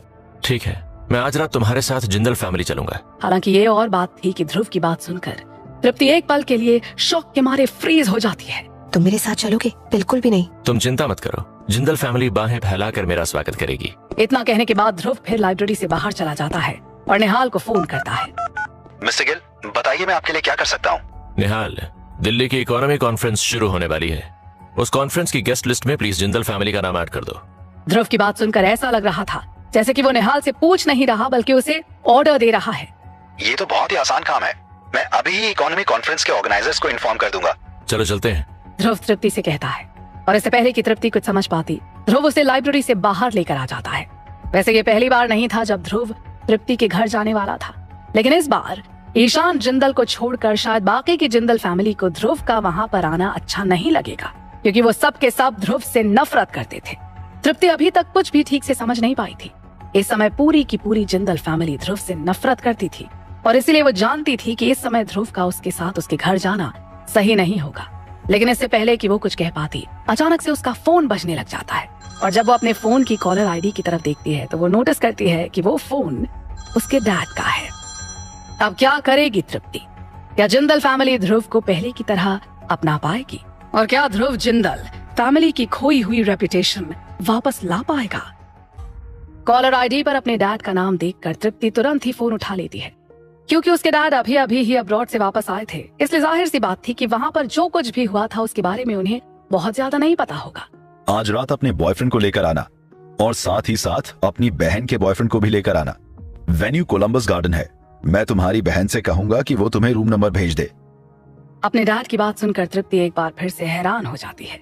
उसकी बहन का कब से एक बॉयफ्रेंड हो गया? यही सवाल उसके मन में चल रहा था। खैर जो भी था, उसे अपने डैड की बात तो माननी ही थी। उसके बाद जब वो पलटकर ध्रुव की तरफ देखती है तब उसके चेहरे पर एक उदासी थी। ध्रुव को देखकर वो फिर अपनी गर्दन हिलाती है। तुम चिंता मत करो, मैंने सुना है कि तुम्हारे डैड बहुत ही ज्यादा समझदार और एक्सपीरियंस्ड हैं। वो तुम्हारे साथ कोई भी नाइंसाफी नहीं होने देंगे। ध्रुव ने पहले एक बार निहाल से कहा था कि वो तृप्ति के डैड विश्वास जिंदल के बारे में पता करे, और उसी से ही ध्रुव को पता चला था कि विश्वास जिंदल फैमिली के बहुत से मेंबर से कहीं ज्यादा अलग हैं। कुल मिलाकर विश्वास जिंदल फैमिली के एक अजीब मेंबर हैं। ठीक है फिर चलो। जब तृप्ति देखती है कि ध्रुव ने जाने की जिद पकड़ ली है तब उसके पास ध्रुव की बात मानने के अलावा और कोई चॉइस नहीं रह गई थी। लेकिन मन ही मन उसे नहीं लगता था कि ध्रुव उस गलतफहमी को दूर कर पाएगा जो इस समय जिंदल फैमिली के मन में है। जब ध्रुव और तृप्ति कोलंबस गार्डन पहुंचते हैं तब वहां पर बहुत ज्यादा लोग मौजूद नहीं थे। वहां पर बस 2 ही टेबल्स मौजूद थीं और वहां पर मौजूद सभी लोग जिंदल फैमिली के मेंबर्स ही थे। निशा उस जगह पर तृप्ति से पहले ही आ गई थी। आस्था जिंदल दरवाजे पर सबको वेलकम कर रही थी। निशा को वापस आता हुआ देखकर जिंदल फैमिली में हर कोई थोड़ी चिंता में आ गया था। उन सभी को इस बात का डर था कि निशा के साथ जो हादसा हुआ था वो उसकी परछाई से कभी बाहर नहीं आ पाएगी। पास्ट में जिंदल फैमिली विश्वास जिंदल पर ही डिपेंड करती थी कि वो उन लोगों को रोशन फ्यूचर की तरफ ले जाएंगे, और अब जिंदल फैमिली निशा पर डिपेंड कर रही थी, एक ऐसी लड़की जो उन्हें नई ऊंचाइयों पर ले जा सकती है। लेकिन जाहिर सी बात है कि अब इसकी पॉसिबिलिटी बहुत ही कम नजर आ रही थी। लेकिन जब वो लोग निशा के पीछे खड़े हुए आदमी को देखते हैं तब वो सब के सब सरप्राइज रह जाते हैं। यहाँ तक कि आस्था जिंदल जो इस समय दुखी थी वो भी इतना ज्यादा खुश हो गई थी कि उन्हें समझ में नहीं आ रहा था कि वो क्या कहें। आमोद आओ आओ अंदर आओ, बैठो आकर। आस्था जिंदल इस बात को लेकर और भी कहीं ज्यादा एक्साइटेड थी कि उनकी बेटी की कंपनी लिस्टेड होने जा रही है। ऐसा लग रहा था जैसे कि वो आमोद को अपने दामाद के तौर पर देख रही हो। निशा एक्चुअली आमोद को घर लेकर आई थी। हर कोई आमोद शर्मा के बारे में जानता था। वो शर्मा फैमिली का बेटा था जो कि 4 मेजर फैमिलीज में से एक थी। इनफैक्ट पूरी दिल्ली में एक असली पावर वाला आदमी था। निशा और आमोद वहां वेन्यू में एंटर करते हैं। उसी समय तृप्ति भी उस जगह पर पहुंच जाती है। ऐसा लग रहा था जैसे कि भगवान की जिंदल फैमिली पर कृपा बरस रही थी। आस्था जिंदल बहुत ही ज्यादा खुश थी। अभी कल ही तृप्ति घर से भाग गई थी, इसलिए आस्था जिंदल को डर था कि कहीं उसके साथ कुछ बुरा ना हो जाए। इनफैक्ट आस्था जिंदल तो पुलिस तक को कॉल करने के बारे में सोच रही थी, पर अब उन्हें इस बात की खुशी हो रही थी कि उनकी बेटी वापस आ गई है। लेकिन फिर आस्था जिंदल की नजर ध्रुव पर पड़ती है और उनकी भौहें सिकुड़ जाती हैं। तुम यहाँ पर क्या कर रही हो? विश्वास जिंदल जो अभी अभी वापस आए थे, उन्हें अभी तक जिंदल फैमिली के मामलों के बारे में नहीं पता था। वो ऑलरेडी प्राइवेट रूम में थे। अगर किसी ने उन्हें कुछ बताया भी होगा तब भी वो उन्हें बस केवल अच्छी चीजें ही बताएगा। ये क्या हो रहा है वहां पर? सभी गेस्ट यहाँ पर आ चुके हैं, उन्हें अंदर आने दो। और क्या वो तृप्ति का बॉयफ्रेंड है? उसके बाद विश्वास जिंदल तेजी से आगे की तरफ बढ़ते हैं ताकि वो अपनी पत्नी को डांट सके। क्या कर रही हो तुम? तृप्ति ऑलरेडी एक अडल्ट है, उसका एक बॉयफ्रेंड होना कोई बड़ी बात नहीं है, बल्कि मैंने खुद ही उसे यहाँ पर आने के लिए कहा है। जिंदल फैमिली के बाकी के लोग भी एक साथ खड़े हो जाते हैं। इसका यहाँ पर आने का कोई हक नहीं है। एक पल के लिए सभी को बहुत ही ऑकवर्ड महसूस हो रहा था। उन लोगों को समझ में नहीं आ रहा था कि वो लोग क्या कहें। उस समय जिंदल फैमिली के मेंबर्स के पास विश्वास जिंदल को कुछ भी समझाने का समय नहीं था, और ना ही उनके पास हिम्मत थी कि वो लोग विश्वास जिंदल को कुछ भी समझा सके। क्या उन्हें विश्वास जिंदल को बता देना चाहिए कि ध्रुव ने होटल में निशा का रेप किया है? नहीं, वो लोग ऐसा नहीं कर सकते थे। आमोद निशा के ठीक बगल में खड़ा हुआ था। यही ख्याल सभी के मन में चल रहा था। जिंदल फैमिली के ज्यादातर मेंबर्स घमंडी और प्रैक्टिकल थे। वो लोग चाहते थे कि आज रंधावा रियल एस्टेट में हुई प्रेस कॉन्फ्रेंस में रिपोर्टर्स को पता चले कि रंधावा रियल एस्टेट के नए मेजर शेयर होल्डर ने होटल में निशा के साथ रात बिताई है। ऐसा करके उन्हें जिंदल फैमिली की पोजीशन को स्टेबल करने का मौका मिल जाएगा। लेकिन अब वो लोग ऐसा कुछ कहने की हिम्मत भी नहीं कर पा रहे थे। अब क्या होगा जिंदल फैमिली का फैसला, और क्या होगा जब विश्वास जिंदल को निशा और ध्रुव के बारे में पता चलेगा? या विश्वास जिंदल को ध्रुव पर भरोसा होगा, या उन्हें जो अपनी आंखों के सामने दिख रहा है उस पर? क्या ध्रुव सबके सामने खुद को बेगुनाह साबित कर पाएगा? रंधावा रियल एस्टेट का नाम अब बदलकर वर्मा रियल एस्टेट हो गया था। निशा आमोद को अपने साथ लेकर आई थी और आमोद शर्मा फैमिली का बेटा था। भले ही हो सकता हो कि आमोद निशा और ध्रुव के बारे में जानता हो, लेकिन फिर भी ये एक ऑकवर्ड टॉपिक था। इतनी सारी उलझनों के बीच किसी को भी समझ में नहीं आ रहा था कि वो लोग विश्वास जिंदल को किस तरह से सारी बातें समझाएं। यहाँ पर कोई रूल्स नहीं है। विश्वास जिंदल आमोद को जानते थे, लेकिन वो ध्रुव को नहीं जानते थे। पर यह भी सच था कि वो निशा और तृप्ति के बॉयफ्रेंड्स को एक सा ही ट्रीट करने वाले थे, फिर चाहे वो दोनों अच्छे हों या बुरे। और विश्वास जिंदल की बातों को सुनने के बाद फिर किसी की भी कुछ भी कहने की हिम्मत नहीं होती है। तृप्ति ध्रुव के साथ टेबल पर बैठ जाती है। हालांकि ये बात और थी कि ईशान को छोड़कर उन दोनों को हर किसी की नजरों में नफरत ही नजर आ रही थी। आप सब लोग बैठ जाइए। आस्था जिंदल खुश तो नहीं थी, लेकिन फिर भी वो ध्रुव को बैठने के लिए कह देती हैं। ध्रुव हाँ में अपनी गर्दन हिलाता है और अपनी सीट पर बैठ जाता है। वो इतना बहादुर था कि आज वो यहाँ जिंदल फैमिली में आया था। फ्यूचर में कोई भी उसके बारे में कुछ भी गलत नहीं कहेगा। जैसे ही ध्रुव बैठता है वो नोटिस करता है कि आमोद उसे ही देख रहा है और उसे देखते हुए आमोद के चेहरे पर एक अजीब सी चमक मौजूद थी। ऐसा लग रहा था जैसे कि वो ध्रुव की ताकत को आंकने की कोशिश कर रहा हो। ऐसा लग रहा था कि वो ध्रुव को काफी लंबे समय से जानता हो। और आप? मैंने आपसे कहा था कि वापस मत आइएगा, तो फिर आप वापस क्यों आए? क्या आपको निशा पर भरोसा नहीं था? आस्था जिंदल विश्वास जिंदल से शिकायत करते हुए कहती हैं, ऑफ कोर्स विश्वास जिंदल को निशा की काबिलियत पर भरोसा था और आज तो निशा अपने साथ आमोद को भी लेकर आई थी। ऐसे में ये तो हो ही नहीं सकता था कि विश्वास जिंदल को निशा पर भरोसा नहीं है। अगर मैं वापस नहीं आता तो मुझे पता भी नहीं चलता कि इकोनॉमी कॉन्फ्रेंस ने ऑलरेडी जिंदल फैमिली का नाम उनके मेंबर की लिस्ट से हटा दिया है। विश्वास जिंदल के शब्दों की टोन में हल्का सा बदलाव था और तो और टेबल पर मौजूद सभी दूसरे लोगों के चेहरों के एक्सप्रेशन पर आए हुए बदलाव अब और भी कहीं ज्यादा साफ नजर आ रहे थे। पिछले कुछ दिनों में जिंदल फैमिली वाकई बहुत ही बुरे दौर से होकर गुजरी है। वो लोग इकोनॉमी कॉन्फ्रेंस में हिस्सा नहीं ले सकते हैं और ये इस बात की तरफ इशारा कर रहा था कि जिंदल फैमिली बर्बाद हो गई है। विश्वास जिंदल की बात सुनकर आस्था जिंदल खामोश हो गई थी, लेकिन ईशान तुरंत ही अपनी जगह से खड़ा हो गया था। विश्वास, तुम्हारा एक दोस्त था ना जो इकोनॉमी कॉन्फ्रेंस में काम करता है, उससे पूछो ना कि वो हमारे लिए एक स्पॉट बुक कर सकता है या नहीं। ये वाकई में जिंदल फैमिली के लिए बहुत ही ज्यादा इंपॉर्टेंट चीज है। अगर हम इकोनॉमी कॉन्फ्रेंस को ज्वाइन नहीं कर पाएंगे तो ये वाकई में जिंदल फैमिली का अंत होगा। ईशान की बात सुनकर विश्वास जिंदल और भी कहीं ज्यादा अपसेट नजर आने लगे थे। रास्ते में उन्होंने ऑलरेडी बहुत से फोन कॉल्स लगा दिए थे। उस जमाने में जस्सी फैमिली की वजह से जिंदल फैमिली वाकई में इकोनॉमी कॉन्फ्रेंस की एक मेंबर थी और अब जब जस्सी फैमिली जा चुकी है तो उनके बारे में चिंता करने वाला अब कोई रह नहीं गया था। इस सिचुएशन में पूरी की पूरी जिंदल फैमिली बेबस थी। तभी अचानक से आमोद अपनी जगह से खड़ा होता है। मिस्टर जिंदल, आप चिंता मत करिए, मैं किसी से बात करूंगा कि वो जिंदल फैमिली के लिए एक स्पॉट बुक कर दे। आमोद ने जितने कैजुअल तरीके से बात कही थी उसे सुनकर वहां पर मौजूद सभी लोगों के चेहरे के एक्सप्रेशंस पूरी तरह से बदल जाते हैं। ये तो तुम्हारी अच्छाई है बेटा, लेकिन हमारा वो मतलब नहीं था। आमोद, निशा ने तुम्हें आज यहाँ डिनर पर खास तौर पर इनवाइट इसलिए किया क्योंकि विश्वास वापस आ गए हैं। इन सब का इकोनॉमी कॉन्फ्रेंस से कोई लेना देना नहीं है। अरे इसमें शर्मिंदा होने वाली क्या बात है? क्या आपने देखा नहीं कि आमोद निशा के साथ आया है? अब से हम सब एक फैमिली हैं और तो और शर्मा फैमिली जो 4 बड़ी फैमिलीज में से एक है, उनके लिए तो ये बाएं हाथ का खेल होगा। हाँ, बिल्कुल सही कहा। जिंदल फैमिली के बाकी के मेंबर्स भी आमोद की तारीफ करना शुरू कर देते हैं। उनमें से ज्यादातर लोग निशा की अच्छी चॉइस के साथ साथ आमोद और शर्मा फैमिली की बहुत तारीफ कर रहे थे। ये तो अब वो जानते थे कि शर्मा फैमिली वाकई में जिंदल फैमिली के मुकाबले कहीं ज्यादा पावरफुल है, लेकिन आज आमोद वहां पर खुद आया है तो बिना किसी शक के इसका मतलब ये हुआ कि बहुत ही जल्द जिंदल फैमिली की पावर भी बढ़ी जाएगी, है ना? यही सवाल सबके मन में चल रहा था। यहाँ तक कि खुद निशा भी इस समय कंफ्यूज थी। आमोद उसका बॉयफ्रेंड नहीं था, इनफैक्ट वो दोनों बस केवल क्लासमेट्स थे। निशा ने पहले उसकी मदद की थी। इस बार जिंदल फैमिली बहुत ही मुश्किलों में थी जब उसने सुना था कि उसके डैड वापस आ रहे हैं। निशा एक बहुत ही कम्पेटिटिव लड़की थी। वो बस इतना चाहती थी कि आमोद यहाँ पर आकर उसके बॉयफ्रेंड बनने की एक्टिंग करे ताकि उसके डैड को किसी भी तरह की चिंता ना हो। निशा ने तय कर लिया था कि जिंदल फैमिली ने जो कुछ भी खोया है उसे वो अपनी शर्तों पर हासिल करेगी। लेकिन अब इस पल में आमोद ने जो कुछ भी कहा था उसे सुनने के बाद और उसके एटीट्यूड को देखकर निशा को आमोद पर शक होने लगा था।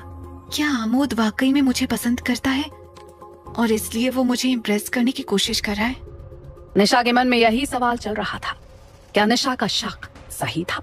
क्या वाकई में आमोद निशा को पसंद करता है और इसीलिए उसे इम्प्रेस करने के लिए ये सब कर रहा था? या इस सब के पीछे आमोद का अपना कोई मकसद था? और इन सब के बीच में ध्रुव का अगला कदम क्या होगा?